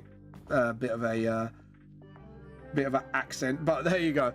I did the art show and tell earlier. I should tell our French menu, we have got cute chibis, we have got arts, we have got VTuber model art. Feel free to, obviously. There we go. Thank you for the art tax, by the way. Let's see. Thinking. Yeah, alright, so thinking to myself, now, obviously, because I'm trying to stay consistent, so I'm just trying to sort of... Okay, so because of perspective, the curves need to go from smaller to bigger. So we need to go 1, 2, 3. Stop there. 1, 2, 3. Yeah, do it in threes, because then if I muck up, I can kind of just... Nope. 1, 2, 3. Perfect. And then 1, 2, 3. Perfect. Yeah, that's absolutely brilliant. So we got that, and then... Is that a side view? Yeah, that's a side view. Don't need to do any more than that. So, and now we can do the whole... So, if you're wondering why the blade looks off, it's because it's actually a more purposeful decision, because Mira's activated her Nightmare's level 3 ability, which is sort of like... It kind of gets really weird and warped. I won't explain exactly the lore mechanics yet, but because I kind of want to save that for like either the RPG or like a lore video one day maybe, or stream where I could talk about lore and you can ask questions about lore about my books, and then I can kind of answer it as much as possible. There we go. 1, 2. I'm actually going to do that, and then because I kind of want it sort of like drop down, and then that's where like the blade connects with the because it's supposed to be like a weird mix of katana and halberd. So that's why I kind of want to make that sort of... I don't know, we have to create the edge of the blade though. Should I? I don't know, because the thing is, I think I've drawn it in a way where I should have had like an edge of the blade. Yeah, because the way the blade's angled, it should have some sort of edge like that. Not edginess, edge. Crawling in my skin. Sorry, crawling in my skin. Jesus Christ, I used to sing Linkin Park a lot. Why can't I get it right? I'm now eating Doritos. Yes, that's how I parody that. Now I eat Doritos, and this is how I fall. Right, so what we're going to do is, because of the way the edge of the blade is showing, we want to kind of just sort of edit, undo. Kind of show where the edge of the blade is. There we go. And just sort of... Awesome. And then... Awesome. There you go. Hey, Dragon Skull. Hey, Alec. I'll try not to dox you. I'm going to go by Dragon Skull, but I know who you are. How you been, Alex? Sorry, Dragon Skull. I say I'm trying not to dox, and I did that straight off the bat. All right. So, Dragon Skull, how you been? It's because I know Dragon Skull and RL, so please.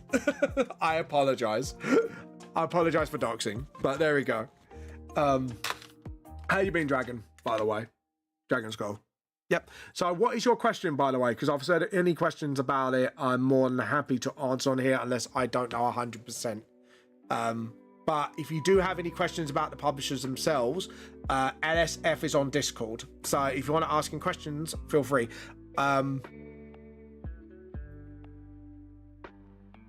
Yeah, no, I've been great. Well, more than great, obviously, because up here, my manga is officially licensed to Hosuke now. So...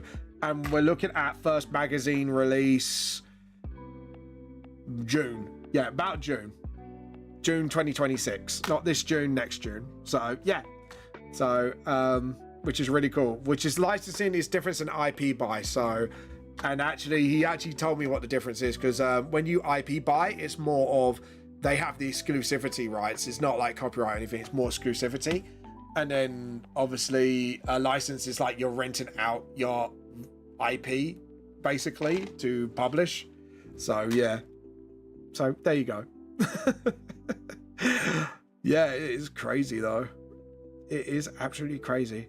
But yeah, feel free to ask away if you have any questions, by the way. I'm happy to answer them, even if I have to repeat the answer. So, because I've already answered quite a few from earlier on. So yeah. But yeah, it's pretty cool. But yeah, put that there for now. Okay, cool. But yeah, I've been pretty, really good. I'm glad you've been good. Just drop your questions. I'm more than happy to answer. That's great to hear. I was thinking of asking if they can help me out on my manga Chaosman. Right, so at the moment, they're not accepting any more submissions, but in future they are looking at it. So if you want to get in contact, it's LFSF on my Discord server. Have a chat with him. Give him the premise. Give him like the first comic to look at, and they see. But like I say, they're not accepting anymore for now. But if you put yourself forward and have a chat with him, I'm sure he's more than happy to kind of give you a talk or give you even advice, even because the guys there are absolutely lovely. But yeah, but just to let you know. So just so you know what's going on with them at the moment. If things go really well with them, then they'll look at buying more IPs, obviously, or not buying more, but getting IPs together.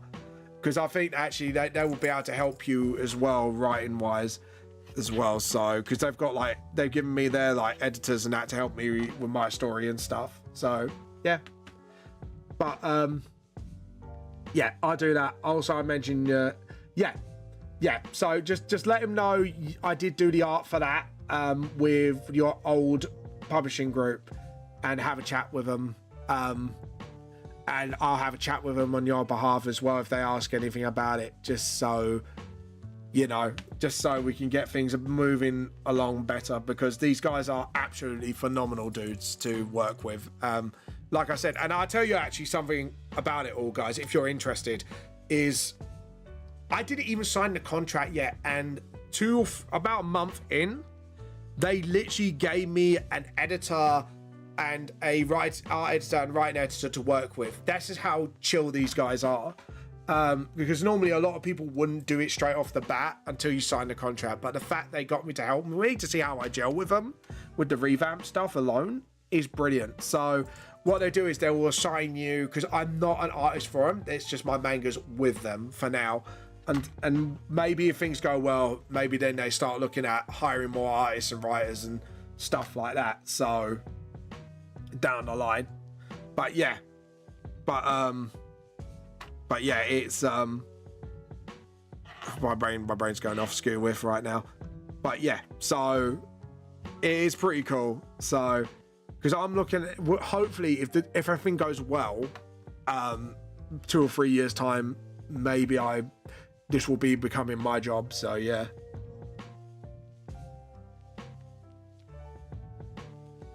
Reminds me where I needed to go talk to someone. That's all right. I know it's fine. Don't worry. Don't apologize. That is fine.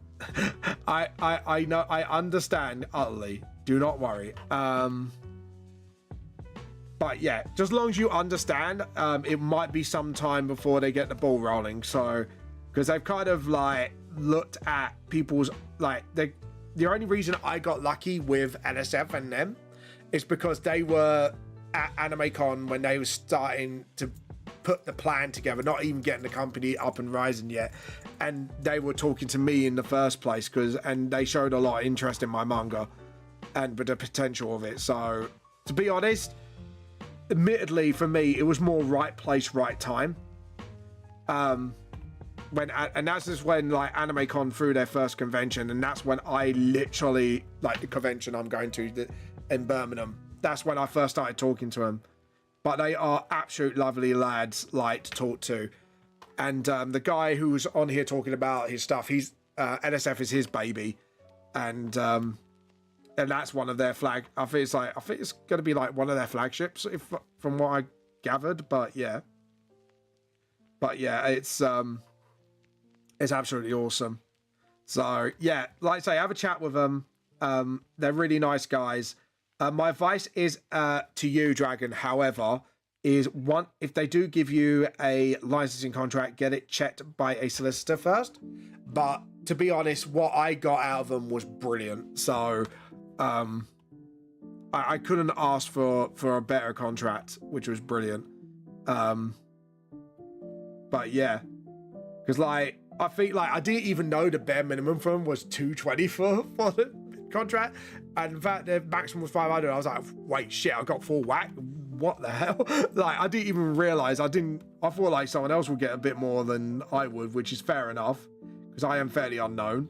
So yeah, it was the fact they're willing to take that much of a chance on me. I have to admit, if you're watching this, like thank you, man. Seriously, I didn't even realize that was full whack. But yeah, but yeah, it's really good because obviously, you know, it is good to know these things and have the tools at your disposal. Because obviously, like when you're on the I've been doing a rewrite for the first arc of Chaos Man lately. Hit a dead end with it. Usually I saw your post about them and figured that maybe they could help. Yeah, I'm sure, like, if you want some advice at very least, I'm sure someone would be able to help you. I'm happy to give tips and tricks of my writing style, just to sort of see if it helps you in any way. Because the thing is, when you write your own story in that, you do have your writing style, but maybe talk to other people to bounce off ideas.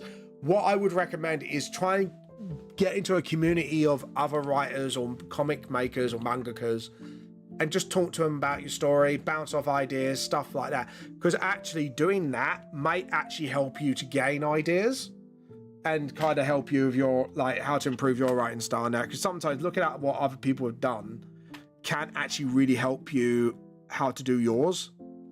So that's why I always like to buy other people's comics if they self-published, because then I can then help with my ideas and maybe go, oh well, I was gunning for that idea, but I like the way that person done it. So obviously I wouldn't rip them off. I would tweak it into my own way of doing it. So yeah, but that's like genuine advice I can give you writing wise, is actually explore other comics, and then when you get ideas, obviously do it in your own way, because obviously there is a fine line between inspiration and obviously ripping off somebody else's ideas. So obviously just be aware of that fact when you do stuff like that, because obviously, you know, everyone has their own way of doing things. So yeah, just so you know, just make sure, because obviously when I worked on your comic, I did see some like red flags for, like, I was like, oh god, if this ever becomes big, Sega could do this and that, and that's why I tried to make some story editorial ideas to help you kind of skirt that board and not get, like, you know, obliterated by lawsuits or whatever. So, which can be a scary thing if you're not prepared and knowledgeable enough. So yeah, because sometimes, like, you got to make sure it's your own thing and stuff like that. So yeah, it's that's the only problem part when you create your own thing, is just try and make sure, like, you know, like, there's a difference between similarity and like being the exact same thing, and that's the line you got to be careful of. Is sometimes, like, there might be a really cool idea that I like from an anime, and I want to, like, say, like, for example, Fate has this thing where if you watch Fate the anime, they do this thing where they bond their spirits, obviously for battle and all that. And I kind of gone, okay, I like the concept of, you know, like, bonding spirit. And the VTS TTRPG, because there's no gods, I kind of like that idea, but I kind of have to do it in my own way. So, like, the premise is cool, but I've got to try and make a system where it's not like, oh, that's Fate, it's a Fate mechanic. Like, yeah, I'm using, like, the Fate system as an inspiration, but sort of build up upon it to kind of make it my own thing. And that's what I've done. This is why I like doing tabletop RPG style of it, because then the manifestations of the spirit can come in 3 ways. Yeah, I get what you mean. I have a habit of being a slow person, but I haven't been able to change design, names, and background of characters to similar what I based the idea on. Yeah, exactly, Dragon.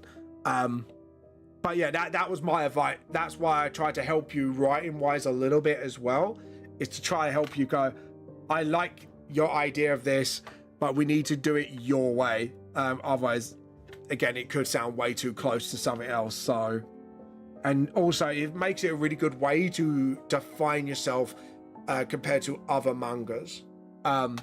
So what I say is mine is a modern day dark fantasy, and a lot of my inspiration is taken from Hellsing, but I've done like my own lore of how vampires work. So like basically there's 3 descendants of vampires. You've got the Gabriel line, which has all these sort of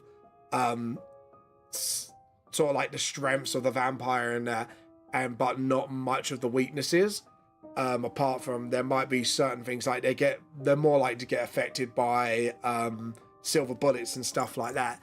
Jasper line suffer, like they're really good at magi, in like their bodies are very more able to take it, but the problem is they have a mutation disease, and they have they don't have much of a thirst for blood, but they still drink blood, but however they suffer from mutation disease. Gable's line, actually I forgot, do require drinking more blood to survive. And then you got Mira's line, which is basically all the powers and abilities of Dracula, essentially, because that was the person that the last line was closest to, the bird bin.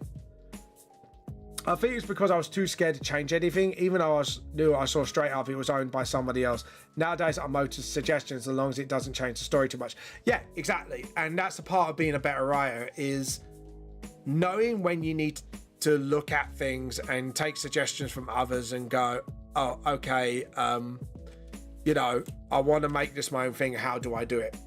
And that's fine, because I like the story. I like the concept of your story, like a superhero. I like the whole idea, but I think with your story, it just needs that little refine tunement to make it your own.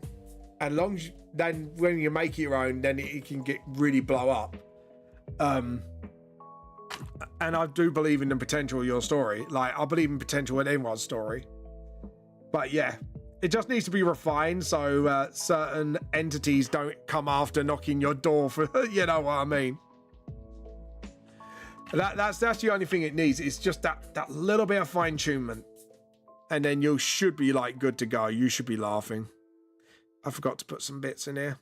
I've been a hubba-dup. But yeah, but that's personally like between you and me. And being on stream, being on other comic maker streamers and that, like some of them may be willing to give you advice, some will not. But I'm more of competition is good for everybody, because it means it challenges everybody to be up in their game, story writing wise and art wise. So I'm happy to share my secrets, because, you know, competition is good, and it also keeps like other creators accountable for mistakes they made, and I think that's why I believe competition is good, not because of economy shit, but because it keeps people accountable, and it keeps, because if you're guff up, then at least you could go to someone else for a better quality version of what you're doing. So, you know, so seriously, I'll tell you what, I'm going to suggest you something I think would help you in the long run. There is a YouTube channel called Overly Sarcastic Productions, and it's go on Trope Talk, part of their channel. They have a whole playlist, and it talks to you about how to use tropes effectively, or what the do's and don'ts are. But the whole idea is essentially, hold on.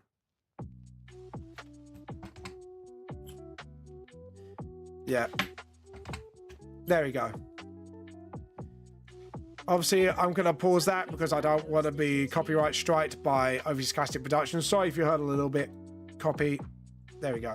I'm going to get this on chat for you right now so you can read it. This helps. Has it hit my limit? 65 character limit. Maybe if I do it on Twitch itself, maybe. There we go. Awesome. Yeah, have a look at that. This help. Oh, I know them already. I've been watching Trope Talk videos. Yeah, they're so good. I've learned so much off that channel ever since I started watching it. It's so brilliant. And it gets you to understand tropes better and sort of helps you. And thank you for the shout out, Rage. I noticed that. Thank you for the shout out yesterday. Just noticed that. But yeah, I would honestly, it taught me so goddamn much. And it made me a better writer overall because it means I can understand tropes a lot better and grow as a writer as well. Like, seriously, guys, I absolutely recommend the shit out of this channel. Like, I know they're huge already, but they are a brilliant channel to learn from. And I think Red does do a really good job of breaking down how to sort of understand the trope, what the essence of that trope is. And even though she may not like it, but, you know, she will go through examples of like good and bad versions of the trope.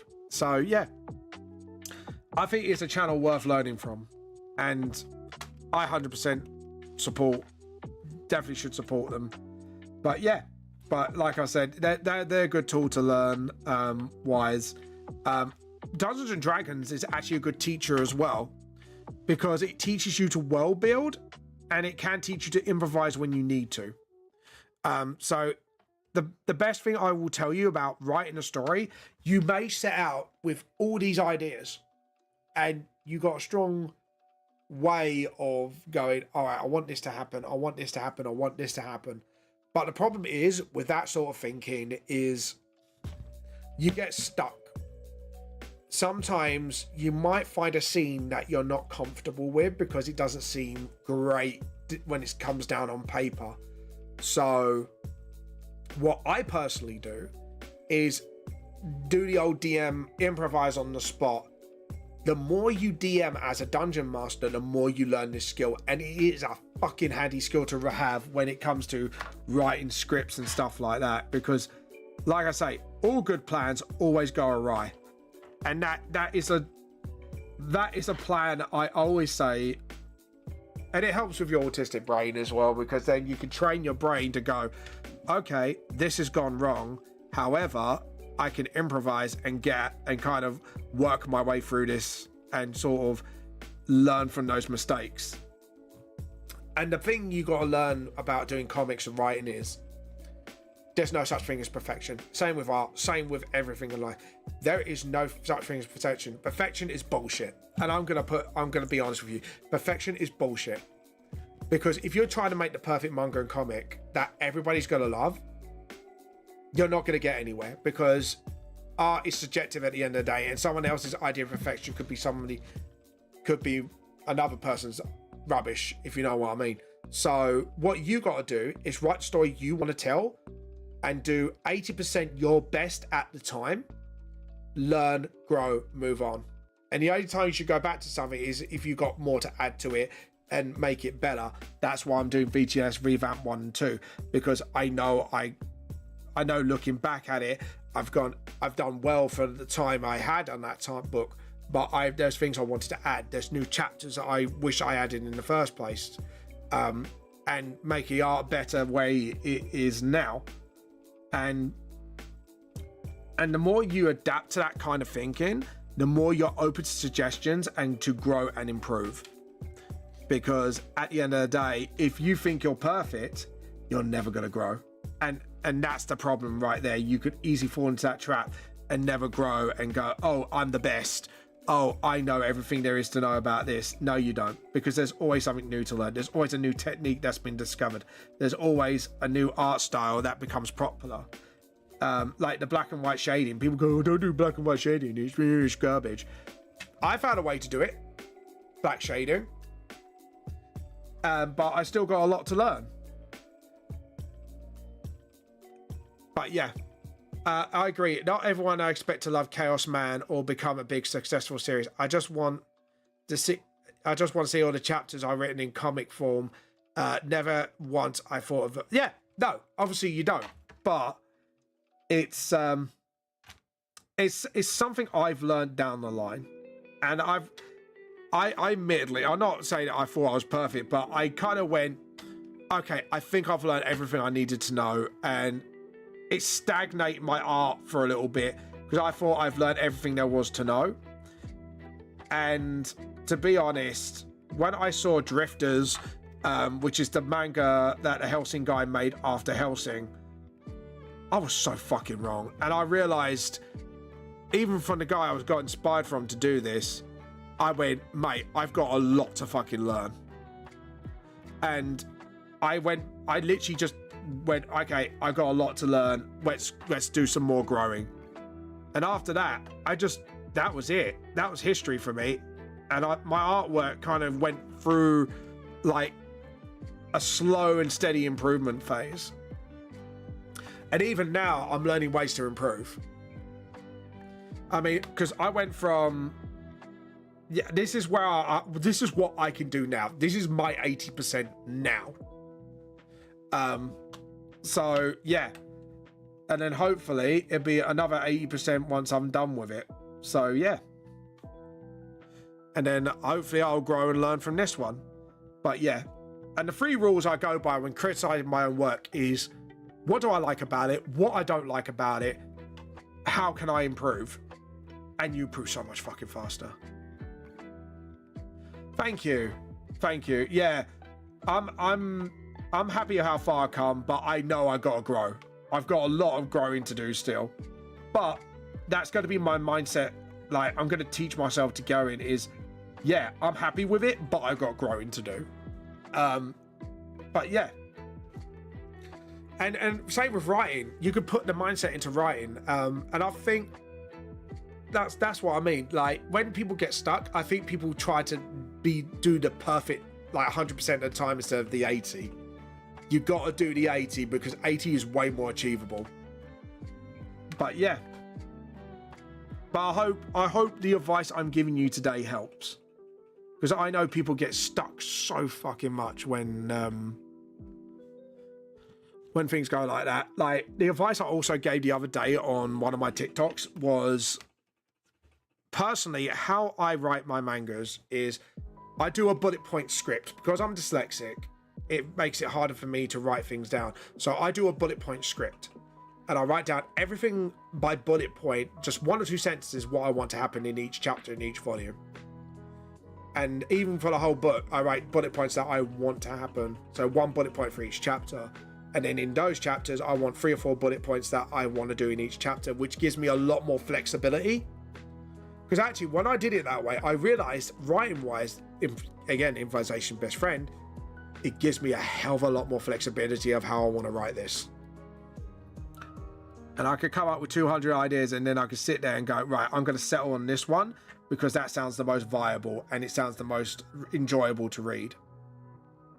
But yeah, that, like, bullet pointing has saved my ass so many times from trapping myself and going through with ideas that at the time I was like, yeah, that sounds fucking fantastic.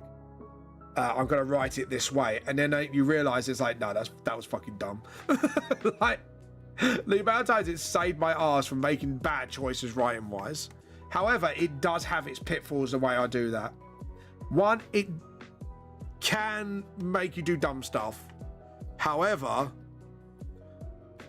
at the same time, like, it does give you a hell of a lot more flexibility, and it maybe gives the writing team maybe that flexibility when you're stuck on something to help you out once you have a team up and running. So I think that's the big pro of that. It gives me a hell of a lot more flexibility, but it has its downsides. Every way, it's like, also, before I ever even did Vamp the Lost Soul, I wrote most of its lore first. And now, like, through D&D, I've learned how to really write my lore well. Because when you do D&D, the one thing you got to understand is you got to make an engaging world. If you're going to make a world from scratch, you got to make it engaging as fuck so players want to explore every nook and cranny of your world. And understand its lore and how the world works. If you could do that, that makes you a fucking good DM. And if you could do that, it makes you a fucking good writer. Sorry to swear. I'm not swearing. Like yeah. It's the Southeastern coming out in me. But yeah. honestly, if you can do that, I definitely have more growing to do than no, mate. There's no I have more growing to do than you. It's you just gotta grow. And so I'm gonna advise you now, Dragon. Enjoy your journey. Do not compare yourself to others. Like, you could compare yourself to the extent to improve yourself, but never compare yourself to me. Seriously. Like, the only reason I'm ahead now is because of the mindset I've got, is I can improve and learn and grow. And I'm not trying to compete with people. I just want to tell my story. And that's the most important thing to me, is tell your story. I mean, I've done, like, where I am now, I would never expect in 100 years I would do a panel about writing manga. And last year I did that for the first time. Yeah, I've come far, but I've still got a hell of a lot to learn. I've still got a hell of a lot to grow. I've still got a hell of a lot to do before I'm done. And I can walk away happy. You know what I mean? Yeah, exactly. Mate, you just enjoy your journey. Enjoy it. Take the scenery in. Yeah? Because that's what it is. It's never, ever about the destination. It's about the journey. And I wholeheartedly agree. Some people do it for the cold hard cash in for the end. The journey is more worth it because you meet so many different people. You get to meet so many artists. You get inspired by so many people's stories. And that's the beauty of it all, is it's not where you go, it's how you get there. And it's an amazing journey. And it is a journey that I would not trade for the fucking world. You know what I mean? And it is a beautiful journey. And everyone's journey is different. Every art journey is different. Every manga's journey is different. Every story is different. I mean, if you look at, I know a lot of people don't like her right now, but J.K. Rowling, she got refused so many times before she got success with Harry Potter. You know what I mean? Like, say what you will, but the woman knows how to write a damn story. You know, but that's here nor here or there. But that's just a prime example. The artist My Hero Academia, or the creator of My Hero Academia, he got refused so many fucking times.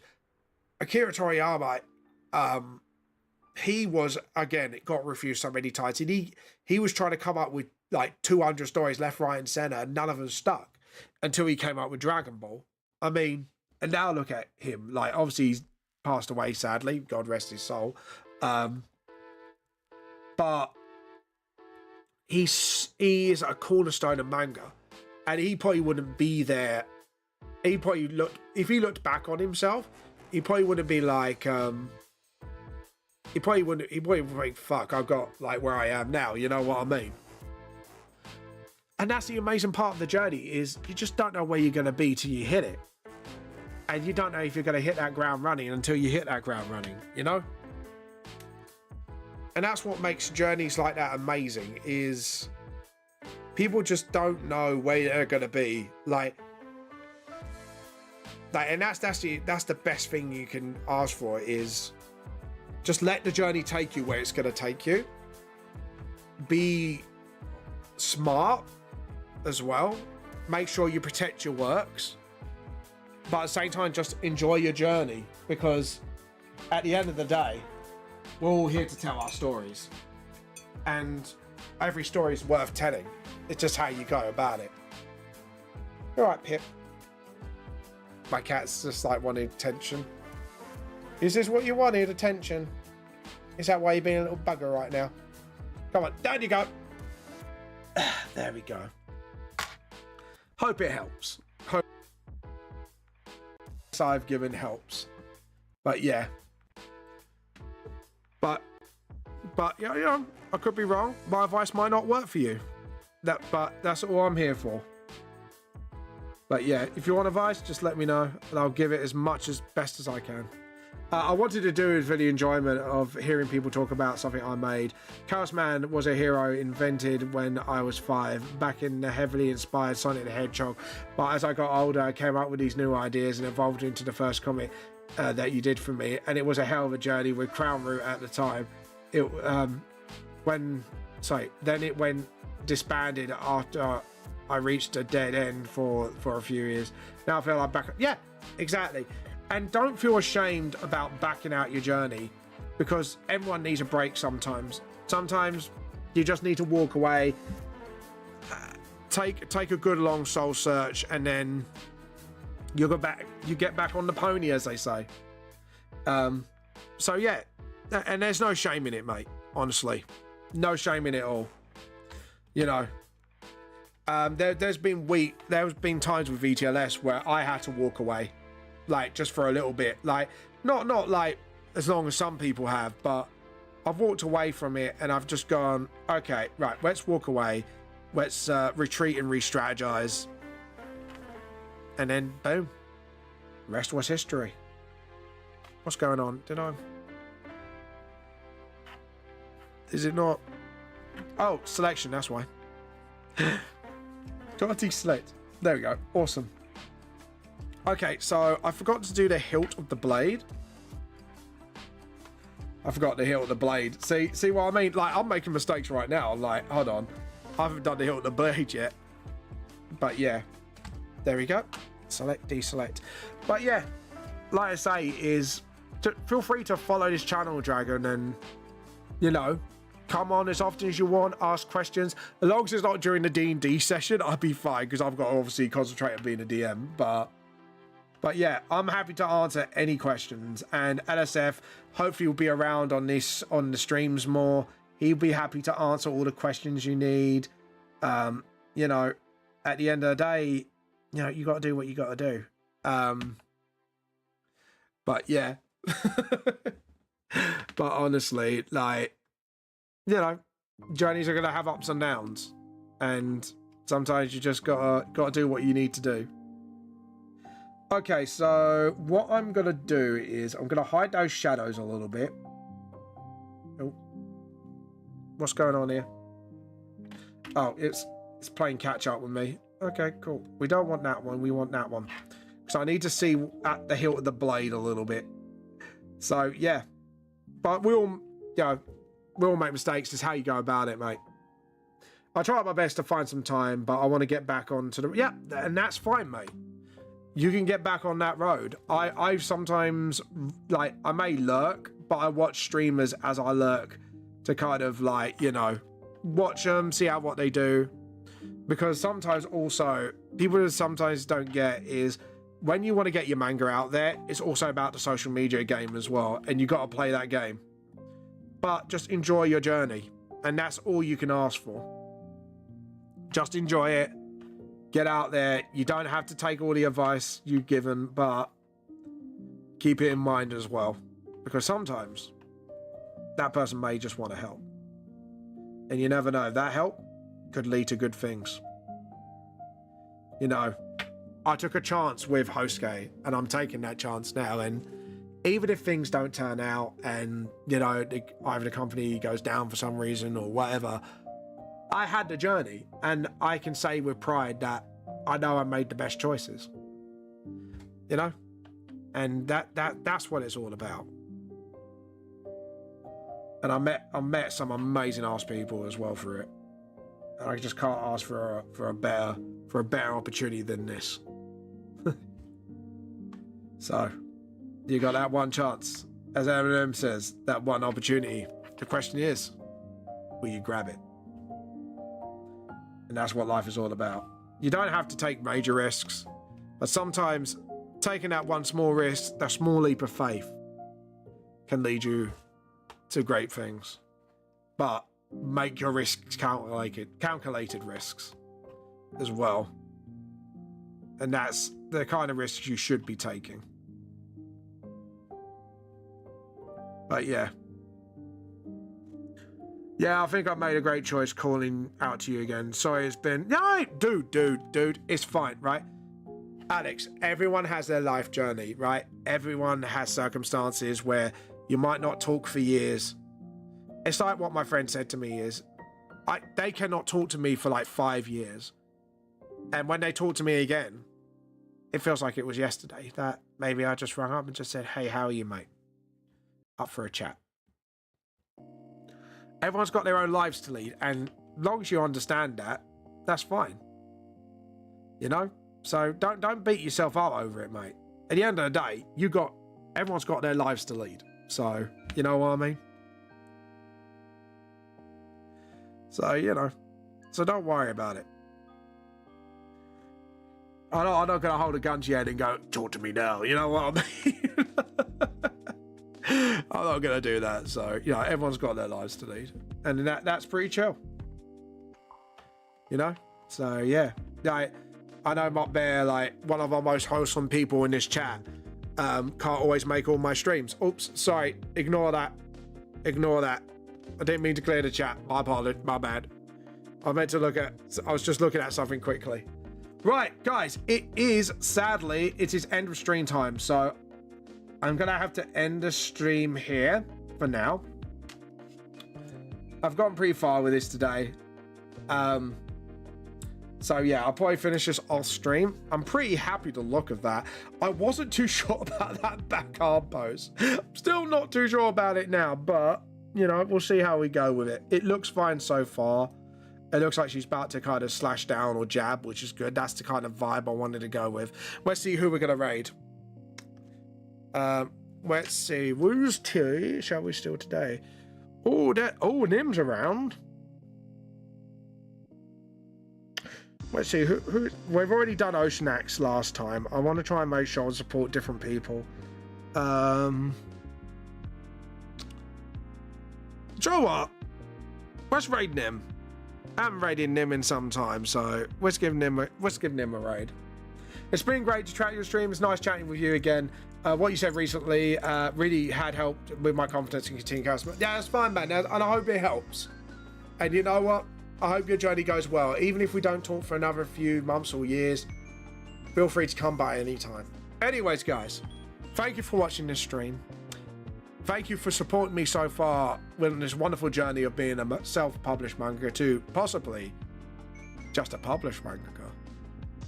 Anyways, this is James from Revamp the Lost Soul. The truth more than it seems. And we're still Nim's T. Bye!